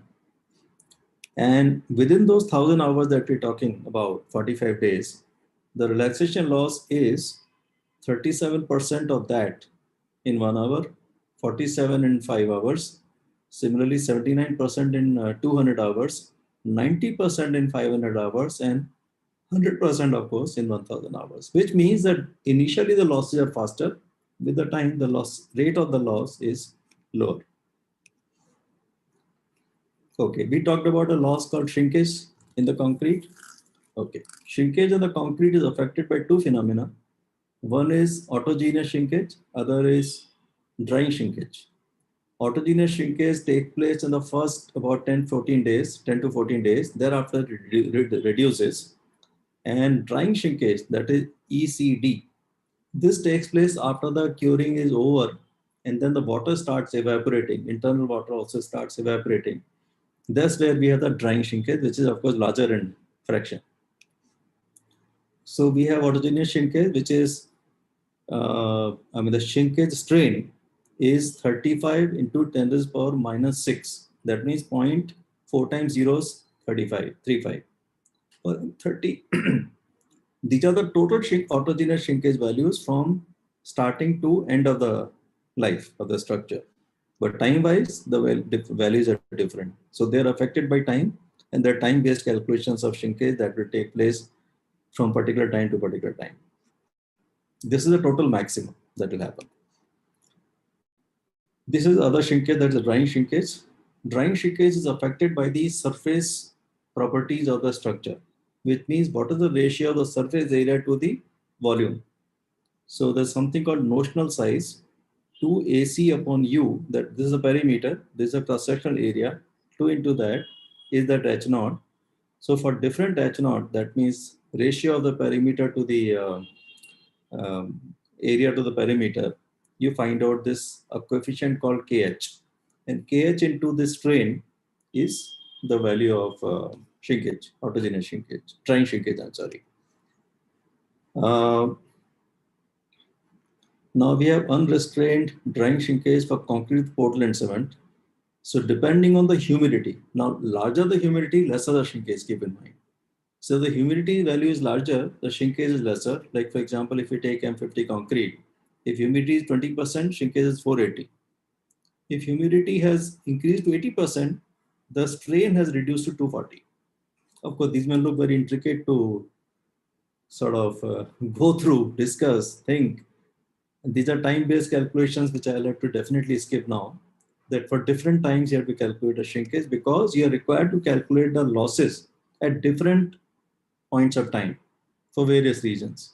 Similarly, do the time-based calculations for the shrinkage, you do it for creep as well. Now, creep. Creep is something that is very local. Wherever there's a pre-stressing, wherever there's a compressive stress on account of pre-stressing, the creep is more. It's not the overall elastic shortening type of a thing. If stress is more, compressive stress, creep is more. If concrete strength is higher, creep is more. So it's affected by two items. And apart from that, of course, surface characteristics, the humidity and those things as usual. So I'll still going fast. It's already 7:28 when my watch. These are time-based calculations on the creep.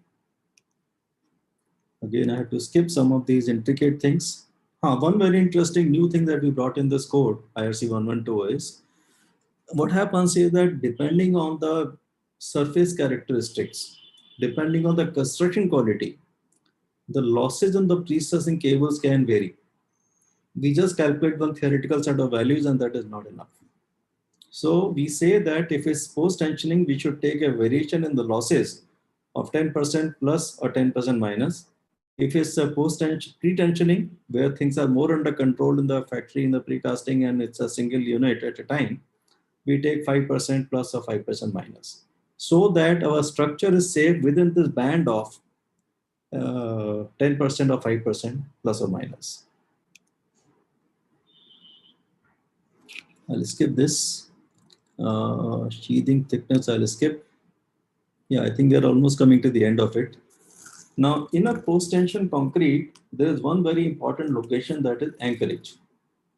And most of the accidents, let me tell you, they happen here, if they are to happen. Anchorage is a place where you are imparting a good amount of force. This is a jack, and here is the bearing plate, the anchorage cone, and the duct.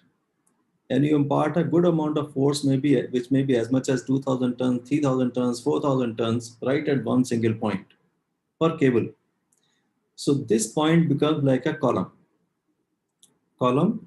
exerted with this kind of a concentrated compression at one point, and wherever there are cables, even on the same phase at every of those points. So this column has an obvious tendency of bursting, because due to axial compression, this tends to split outward and outward. So to control this bursting, we provide this bursting reinforcement designed as per some formula in IRC 112. And this kind of stress pattern is taken that once you stress, the stress goes high and it reduces with a distance. So you make the calculations, find out the bursting stress, find out the bursting reinforcement. To control this core is something like you provide stirrups in a column. But for their difference, reasons are a little different. One last thing in my last slide, although I've gone beyond 7:30, is hyperstatic effects. When you design a continuous structure, say in this case you have a 3-span or 4-span structure, whatever. When you put a live load, for example, you put a live load here, you get some effects here also, like you do influence line diagrams. You put a live load here, you get some effect here. You do a live load here, you get an effect here and here. Very much the same way. When you pre-stress a cable somewhere, that pre-stressing force is not restricted to this. It also travels to the support and here. If you impart, let us say 100 tons here, out of 100, only 50 to 70 may stay here. Remaining get distributed onto the support and the other span.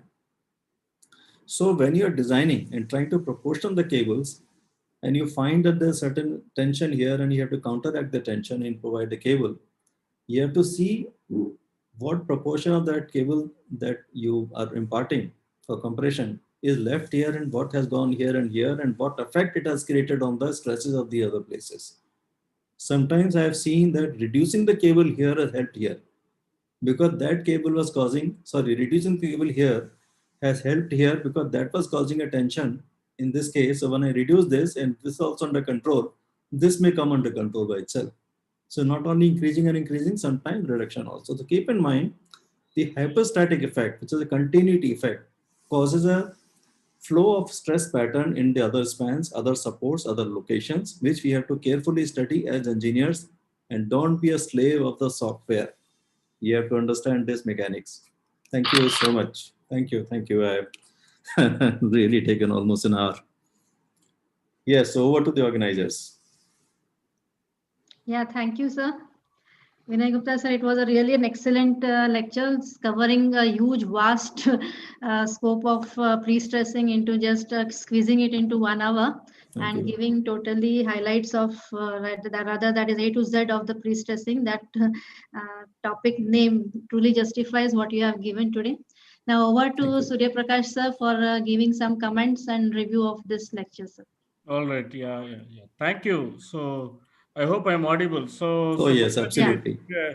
Fantastic job in covering. Usually, we teach this course for full semester, and the introduction part itself, including classes, it takes at least 1 month for us to cover.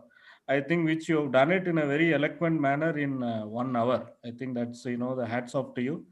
Just to for the benefit of the audience, so I just want to highlight, adding on to what Gupta ji was talking about. So it's very heartening to see the various advancements that has come in priestess. If you look at it, around 1830s, cement was invented by Joseph Asphodel, and it took almost 40 years from cement to reinforced concrete. Joseph Monnier, he was the first one he was a florist, he was making with steel.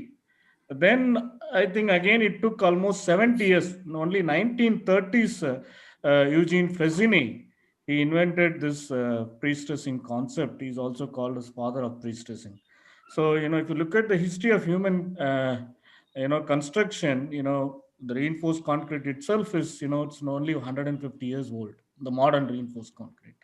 And pre-stressing is, not even 100 years old, I should say, because 1933 is what, it was invented. So, but the beauty of pre-stressing is the best thing that could have happened to concrete.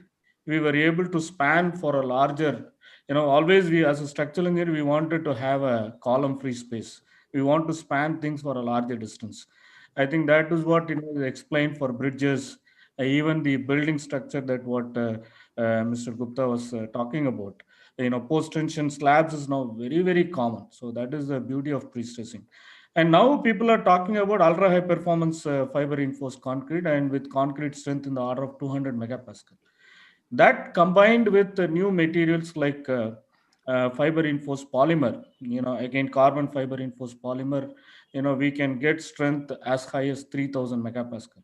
So there are plenty of opportunities for expanding our horizon in terms of pre-stressing. So once again, I think it was a fantastic overview, and like I said, it's a very vast subject, and our honorable speaker, Mr. Vinay Gupta, has done a fabulous job in putting and explaining things in a very simple manner in 1 hour. It's very difficult to do justice. So, but having said that, he has done a fantastic job. So with that, I think, I will leave it to the other panelists for their comments. Thank you, Surya Prakash sir. Before I think we go to the other panelists, if they are interested, we'll go for the question answer sessions now, because we are having quite a few questions and the time is quite less. So I will just select few of the questions. The first question, it is from Pawan Kumar sir, Vinay Gupta sir. Yeah. He has asked that can you be more specific on the wobble effect and the frictional effect? Yes. You see, this wobble effect is a one where you have a wall of the pre-stressing duct, and this wall touches a pre-stress, and due to the touching of the pre-stress to the wall or the cables to the wall, there is a resistance that is generated. That means even if you have a straight duct, you will still have the wobble coefficient acting. Whereas the other part, which is based on theta, the mu part, friction part, that part acts when you have a curvature, and then it hits the duct harder due to the curvature. It actually goes on one side only. Where you have a duct going in a curvature, the pre-stressing the cable touches on one side of it, and it keeps on hitting at a curvature that gives a larger loss. So that is some difference between the two. And of course, quantum wise, the one with the curvature, that is friction, curvature friction, the loss is much bigger than the other one. Right. Continuing with some questions more on the losses, I will take a question from Saurabh Patil. What will happen? He says that how we can reduce the losses of this pre-stress. How we can reduce? Okay. Yeah. One that we saw just now very pertinent was about we said we can use the SDP ducts. When we go for SDP ducts, the losses reduce as far as the friction loss, etc., is concerned inside the duct in a post-tensioning. I think we saw that somewhere.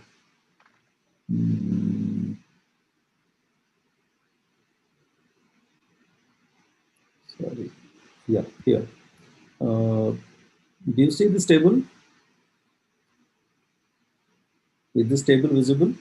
Yeah, it's visible. Okay, so when you have bright metal, the older type of duct, of course people use it now also, the losses are almost like 2 times of what we have in the case of corrugated SDP.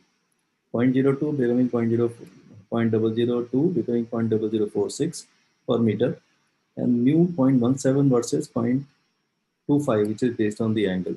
So that is one way to reduce the losses. Other way to reduce the losses, let me think over. We have creep, it has to take place, shrinkage, it has to take place. The other thing that people have found is to modify the wedges in such a way that the slip loss is not as much as 6 mm these days, it is only as much as 3 millimeters. So 6 versus 3 is one improvement that people have made. Other improvement that people have already made is relaxation loss. Earlier, the strands were as per IS 6006, and they were normal relaxation strands, where the relaxation values were almost 2 times of what it is in the other type, which is nowadays low relaxation strand. So with this, we have reduced the relaxation loss alone by itself, within itself, to half. So that has been another improvement in the losses. More than that, I have to think really to come out with what the reductions we can make in the losses. So I think that should be a straight answer. That was a Sir, one yes, point yes. that I would like to add with the permission of Professor Joseph. Yes, please. I think like Yes, sure, I sir. completely agree with you that see, another thing that long-term lasts, the best thing is to basically cure the concrete well. The main culprit is that unutilized or unhydrated water that creates a lot of problems. It's like fast food and the regular food. Fast food is not healthy, so something similar to that. If we are able to cure the concrete well, we can reduce the long-term losses significantly. That is due to creep and shrinkage. Shrinkage and creep. I agree with you, yes. Okay, Dr. Pusari.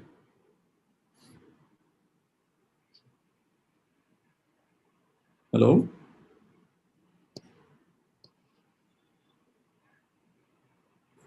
Professor Pusari? Yeah, okay. Can you hear me? Yes. Yeah, we can hear you. Hello? Yeah. Yes, we can hear you. Yeah, okay. The next question that was one more question by P. Srinivas, which has been asked by another one more. This thing, it is P. Srinivas. He has asked that one-end stressing or double-end stressing, which is preferable in the French girder and why? Okay. Why we do one end and why we do two end stressing? There are reasons for it. If we have a long cable, fairly long cable, supposing let's say 100-meter long cable, and we stress it from one end, then if you remember the triangle that was generated, I'll just move to the triangle. Oh, sorry. Where is my triangle? Yeah. Now, if you have a very long cable, this stress in the cable will keep on reducing like this. Because of friction and wobble, they will both keep on acting against it, against the forces. And if you go on and on and on, these forces may become even half of what you applied. So there's a bigger loss of the pre-stressing that you do. Secondly, if it's a symmetrical structure, you want the stresses to be similar here and on the other side. You don't want that where you're stressing, you have a very high stress, other side you have a very low stress. Apart from the loss, you also have non-symmetric condition. So what we do, if we have SDP ducts where the losses are lesser comparatively, up to 40 to 50 meters, we go with one end stressing because those losses are not as much to signify the need of one more set of jacks because you need two jacks otherwise. But when it is more than 50 meters or 40 meters, then better normally is to go for two sets of jacks so that we reduce the losses or control the losses because then it acts from both the sides. And of course, cables have been as long as 200 meters, 180 meters also. It's stressed from both the sides. We have done it even ourselves about 20 years ago in flyovers in Delhi. But then the losses will be more towards the middle of the, when you have two end stressing also, the losses will be more and more of the maximum towards the center of the cable. So it is really this that decides. And many people, most of the time, people don't want to employ too many jacks unless the losses are governing the situation and you have to provide more. So earlier people used to think that 20-30 meters are maximum with single end stressing, but now things have changed with these reduced losses with the SDP ducts. So up to 50 or even 60 meters, people go for one end stressing. Yeah. Right.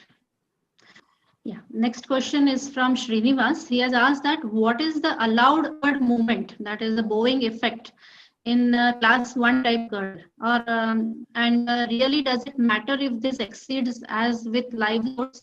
This comes to within limits. Okay. Your views I think on we're talking practical of the purposes. right. I think we're talking of the deflections.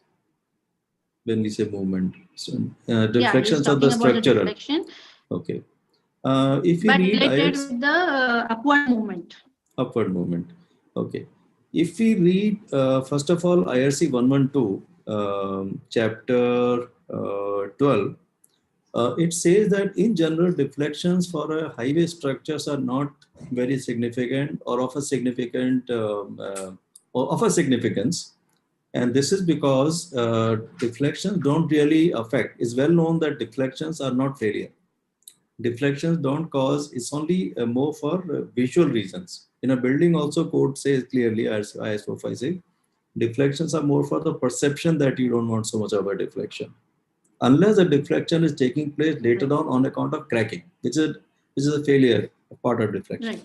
Right. So what happens is that in a highway bridge, in a road bridge, or even in a railway bridge, if the deflection is excessive, you will have a problem in the profiling of the highway, profiling of the road, and traffic may feel the bumps.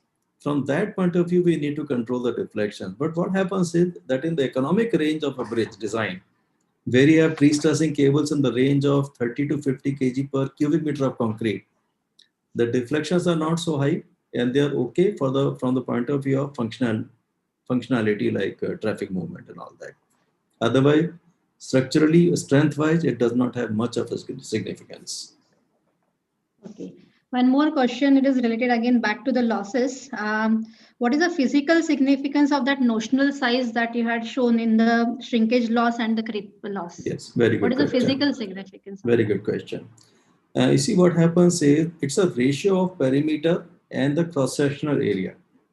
Supposing a member is very thin, then the perimeter will be more and area, cross-sectional area will be less. Therefore, this ratio will be more perimeter will be available for evaporation to take place, and therefore the shrinkage loss as well as creep loss will be more.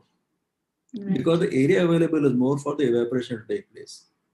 And then, so this ratio, if it's a solid section like circle will have the least ratio of perimeter to the cross-sectional area. The losses will be the least on account of perimeter. That 2AC upon mu or whatever the term is, that formula. So that is a significance. In fact, our earlier code did not have this component. It was there in British codes and all that. So in this code, it has been brought in 2011. Right. There is one question related with the bonded and unbonded part of post-tensioning. That is, in case of bonded post-tensioning, this question has been posed by Pandey Mani. He says that in case of bonded post-tensioning, since the pre-stress is imparted actually by the end anchorages, right? But here the bond is by means of cement, which is quite of an inferior bond as compared to the bond in pre-tensioning. So why is the necessity of this bonding in case of post-tension? Okay, right, good question. In pre-tensioning, what is happening is, let us understand that every strand is bonded to the with the concrete, because there's a strand, there is concrete, there's a strand, there's concrete. So every strand, like a reinforcement bar, has a bond around it. So it's a completely bonded thing. In the case of post-tensioning, all these cables are inside a duct, and we still want this to fully bond to the concrete to give more or less the same level of bond. So that is why we provide the cement grout, rich cement grout rather, into the duct, which bonds the pre-stressing strands. It bonds on the other side, the outer side, the face of the duct, and duct is anyway bonded to the concrete, and also it is corrugated to have the same strength. And we, in fact, in the case of SGB ducts, we do carry out a test which is for bond. We satisfy that at 95% of the stress or 95% of the UTS, we apply a force, the duct must not slip. Right. That's a bond test of the duct to the concrete. So finally, it just becomes a bonded system in both the cases. Right. One thing is, one question, 2-3 questions are related with the life of this pre-stressing structure. And once the life of this pre-stressing is over, what is to be done with it? Okay, definitely. No, there are answers to everything, because engineers have developed enough brains to find answers to the problems. Politicians pose questions and engineers give answers. Have to answer it. Okay. You see, what happens is that, as I said, pre-stressing is more vulnerable to corrosion, deterioration compared to reinforced concrete due to the difference of level of stress. Because pre-stressing works at a level which is around 4 to 6 times of that of the reinforcement. So potential for corrosion is higher in the case of pre-stress.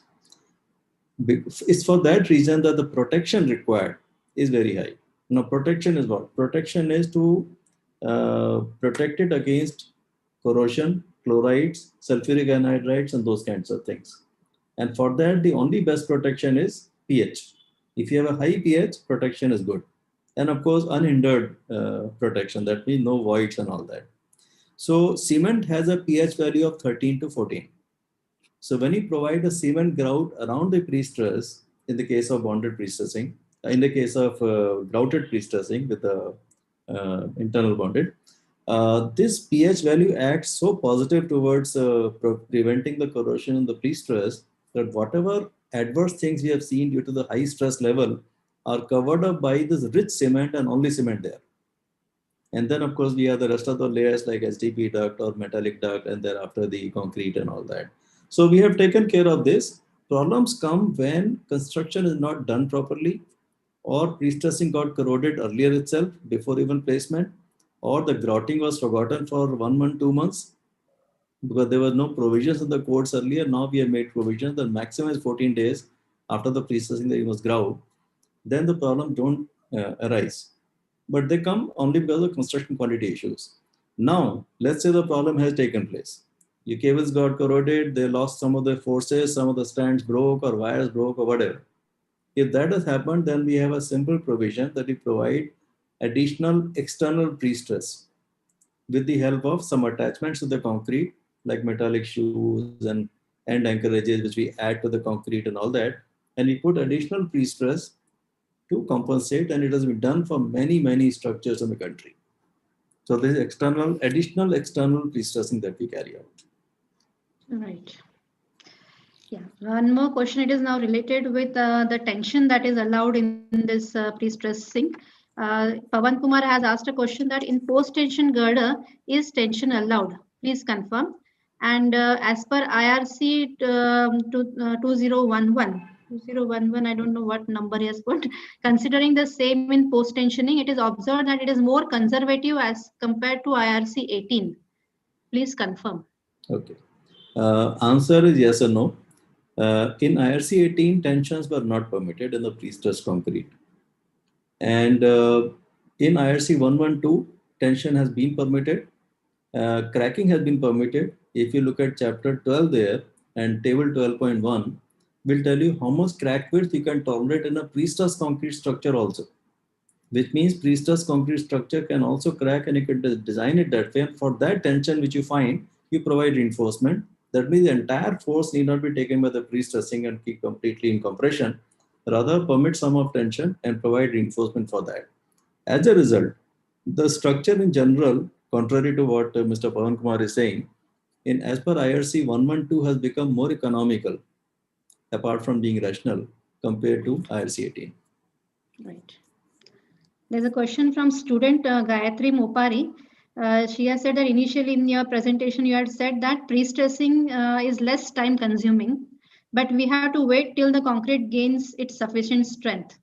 So how can you say that it is less time consuming? Even in RCC, we have to stop till it gains sufficient strength. No, I appreciate such questions. Sorry, I forgot the name of the student. Gayatri. She's okay. Gayatri. I think she's from our college. Okay. Okay. So Gayatri, I'll reply to your question. Good question, of course. As a student, you are supposed to ask. What happens is that in the case of pre-stressing, or in the case of RCC, let us take it. In the case of RCC, if it's a cast-in-situ construction, you provide shutter. You provide scaffolding, you provide shuttering. On the shuttering, you cast the concrete. And if it's RCC, you're supposed to wait till about 15 to 21 days, depending on the span. If the span is more than 6 meters, then as per IRC, as per IS 456, you wait for 21 days if it's more than 6 meters before you remove the shutter for various reasons of deflections and all that. In the case of pre-stressing, it's not the strength. The strength comes much faster these days. Even on the 4th day, you can expect 70% strength.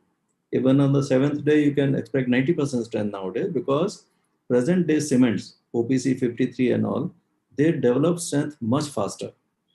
The 28-day meaning has reduced nowadays because you get much faster strength. So what happens in the case of pre-stressing? So there are two ways. One is that my concrete itself is so efficient with the good quality cement that we have nowadays, that on the fourth day you may get 80% strength, or fifth day. On the same very day you stress, and once you stress, the structure lifts up or goes in the opposite direction. It releases the shutter automatically. The shuttering has no meaning after that. Alternatively, what people have also done is, if your designs were done with supposing M40 concrete, they will provide M50, they will design M50 mix. And as per M40, you are supposed to impart a pre-stressing at 32 MPa, which means after fourth day or something, whenever you get 32 MPa. You use M50 concrete. M50 will get you 32 MPa much earlier, maybe in 3 days time, and you put the pre-stress and it's up. So you don't wait for 21 days or 15 days. You do it in 3 to 4 days. That is how it becomes faster.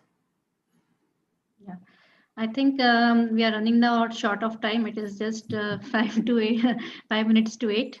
So there are still 2-3 questions, but I think most of them are covered in the earlier answers that you have taken. Okay. One last question is, can you just discuss a little bit on stress block parameters for this bonded and unbonded tendons?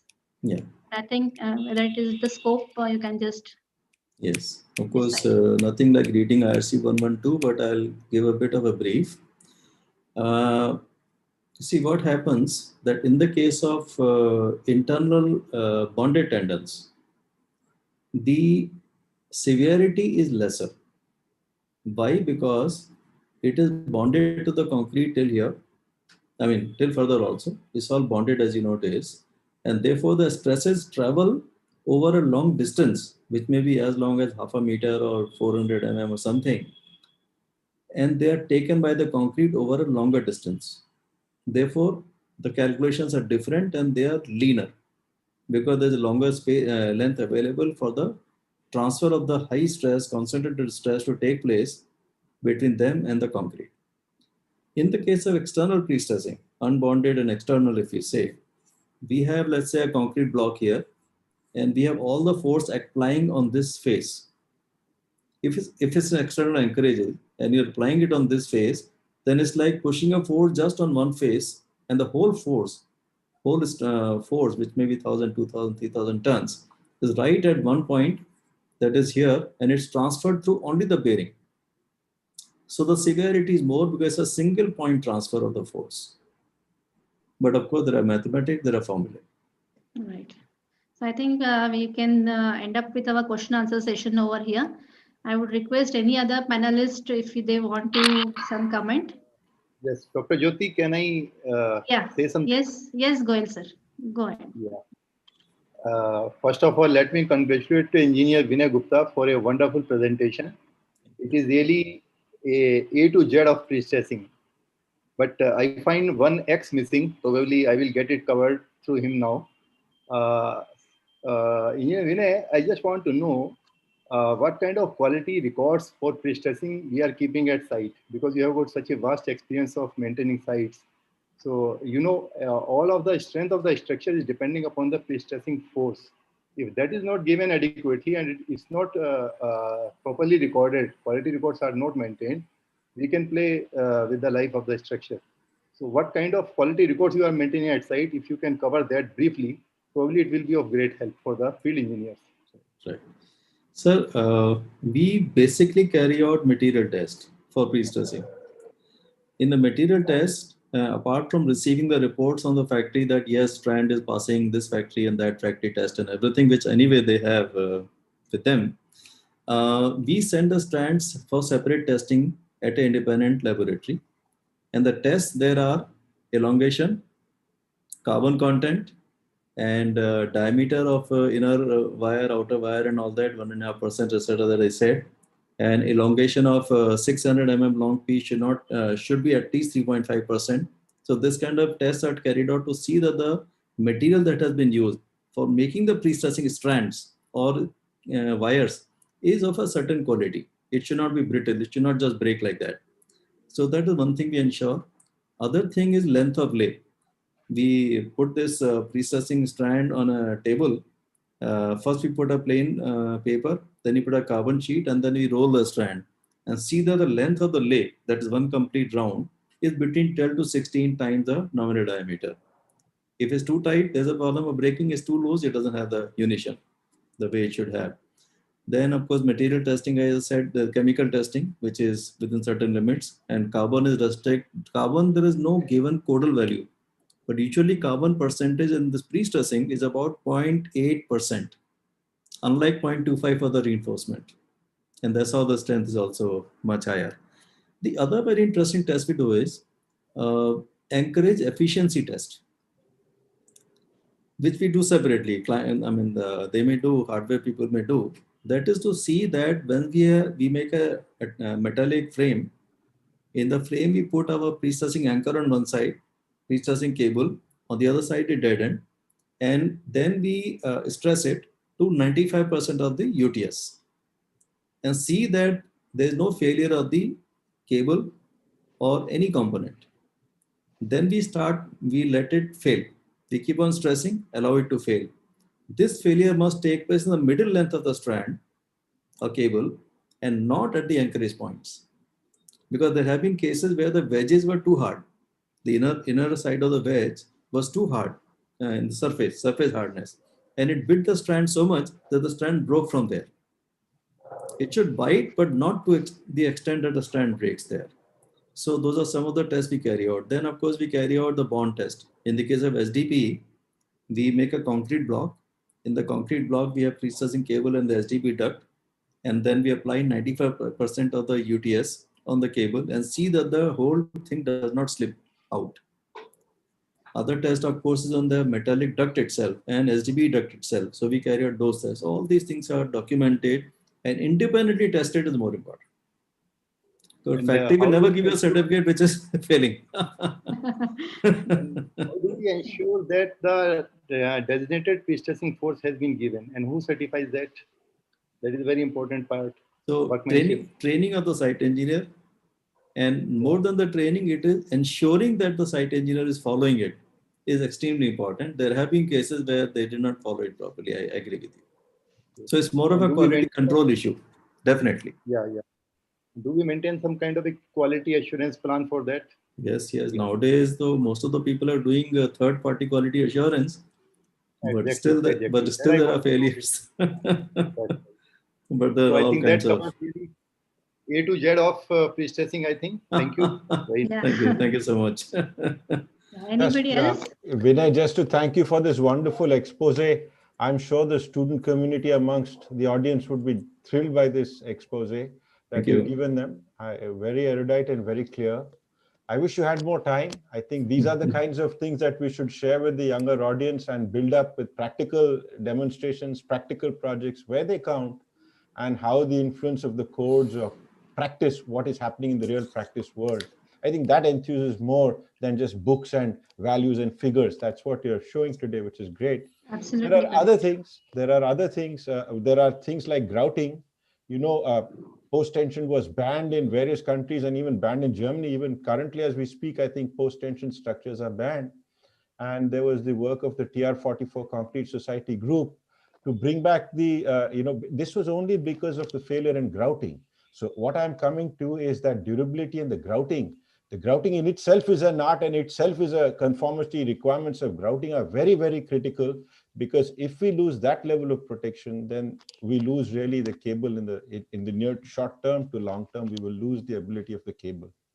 So that's what I would like to say about grouting. Maybe you can give us a talk on grouting and site procedures, site procedure and grouting.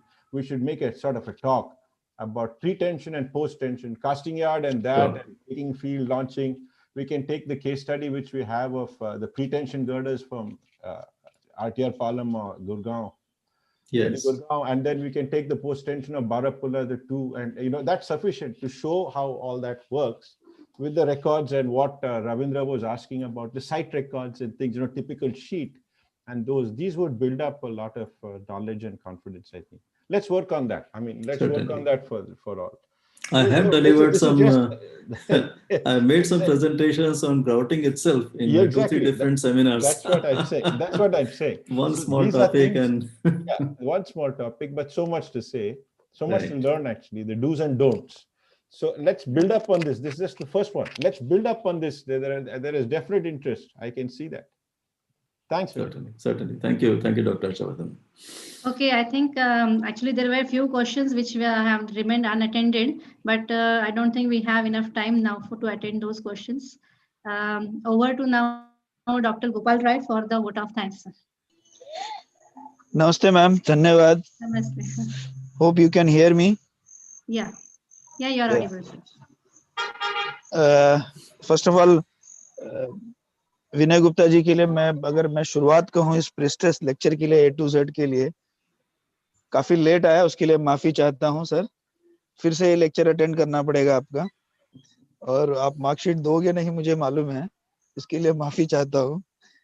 तो sir के लिए कहूँ कि भैया ये prestige जो चीज है, मतलब प्रेस्टिज या नॉन प्रेस्टिज या RCC, ओके, इसके ऊपर एक छोटी सी शायरी मैं लिख रहा था, जिससे मैं शायरी से मैं चालू करूंगा इसको। प्रेस्टिज ना सही RCC तो होना चाहिए, प्रेस्टिज ना सही RCC तो होना चाहिए, हमारे शहर में हर स्ट्रक्चर सेफ होना चाहिए। तो विद दिस नोट, चाहे प्रेस्टिज हो चाहे नॉन प्रेस्टिज हो, हमारे शहर में हर स्ट्रक्चर क्या होना चाहिए, सेफ होना चाहिए। अब विदाउट टेकिंग मच, विनय गुप्ता जी के लिए एक बस एक छोटी सी मतलब 4 शब्द कहना चाहता हूँ विनय गुप्ता जी के लिए। किस्मत मौका देती है, किस्मत मौका देती है, पर मेहनत चौका देती है। तो जो दूसरी लाइन थी वो विनय गुप्ता जी के लिए एज ए लीडर, ठीक है। मतलब let me summarize that part also कि सच मतलब इतना मेहनत करते हैं, इतना हार्ड वर्किंग और सिंसियर। हमने कुछ चीजें उनसे सीखी हैं। मेरे पिताजी कहते थे कि सुनार का कचरा भी किराने की दुकान के बादाम से महंगा होता है। तो वैसे ही संगत वैसी होनी चाहिए कि सुनार के साथ संगत होनी चाहिए, सुनार वाले से संगत होनी चाहिए, ताकि उसका कचरा भी किराने की दुकान के बादाम से महंगा होता है। तो पिछले कई सालों से, पिछले 5-6 सालों से सर के साथ में जो संगत है, उससे अगर हम स्क्रैप भी देखें अगर, तो हम लोग बहुत सीख चुके हैं। So with this note, now let me conclude, give a formal vote of thanks. Let me thanks to first of all the today's moderator, Dr. Jyoti Busari ma'am. बहुत धन्यवाद ma'am for conducting and taking. In fact, this is on the YouTube. I was checking. This is most मतलब जो लोगों ने आज देखा और most visible in the IIB history, close to 700 and 770 people. Wow, they have seen that's on great. the YouTube by the students, and most of the things are the students were there. विनय गुप्ता जी बहुत बधाई, हमारे president साहब बहुत बधाई sir. Thank you. We have set a new record with the paid and unpaid. Total 770 people have visited, and this is on the fag end of New Year. Let me thanks today's panelist, Dr. Surya Prakash, Professor Surya Prakash from IIT Hyderabad. Professor Surya Prakash ji, बहुत धन्यवाद, okay, for giving your thought. Thank And you. let me also thanks to all the students and all the panelists, Engineer Goyal, Dr. Harshvardhan Subbarao, and everyone. Let me give a special thanks to in this Engineer Swapnil Joshi, our Executive Director, our MD, our DG, Director General, Dute sir, and all the office bearers. And let me thank specially to Ruhi for this lecture. She has made some innovative kind of advertisement and to pull the students, and that was very successful. And if I was checking with someone that the highest paid lecture in this webinar series is now ours only, that 300 people are attending with the paid lectures. So this is one of the a good set mark. Thanks to Ruhi, Deepika Singh, and let me thanks to all the like Huzefa, who is controlling and all. So with this note, with the permission of Vinay Gupta ji, if you permit, can we conclude here today's lecture? Sure, you decide. अरे sir, फिर sir आप new year पे एक as a president of IIB you can give a message to the students, okay, Okay. and to all the audience. So it's your privilege, sir. Please go ahead with the message for the new year. The So presidential while I message. wish all the students, all the faculty, and all the practicing engineers who are on this forum today all the very best for the next year, 2021. I also hope that this pandemic that we are going through, the whole world is going through, gets off our feet and we are able to progress. Of course, we are progressing, we have not discontinued. And one of the examples of that progress is today's lecture and the whole series of lectures that we are making use of the time. But this should go away and we should have a free and comfort, a feeling of comfort in our mind. That will be the best for all of us. I also, request or advise, especially the students who are the upcoming features of this country or this world or this fraternity of engineering, is to please get more and more into details, more and more into engineering, less into mechanics and more into engineering, more into feel of the structure. That is when you can innovate, you can design anything new because you have the feel for it, you know how to maneuver things. Because bridge engineering is no set pattern. You decide, you design, you conceptualize, you make it. Is everything is can be also different. How did cable state come? How did extra doors come? How did suspension bridge come? It's all out of the person's innovation. And as Mr. I think R.K. Goel said, no. I think Dr. Surya Prakash said, Joseph Elston in 1824 he invented this cement, which is the OPC and all that, and it took barely 30 years or something to insert reinforcement in it, and another 70 years, which is also not very much to insert pre-stressing into it. So maybe, and now we're talking of fiber and we're talking of repairs with the help of this fiber polymer, which Dr. Gopal Rai and his company does, and many people do. All these are the innovations, but they can go even faster. And why can't you do it? Why only somebody else has to do and you pick up and you follow? So I'm sure in 2021, there'll be enough inspirations that all of us will have and come up with new numbers, new items, new concepts altogether. Thank you so much. Thank you, Vinay Gupta ji. Now we are officially closing this today's talk or the lecture. Thank you all. Jai Hind. All right. Thank you. Thank you. Thank you, sir. Thank you. Very happy New Year. Happy Very New Year. Happy New Year to you all. Yes. Happy New Year. So, Happy New Year, sir. Yes. Yeah. All the best in the new year. Thank you, sir. Sure.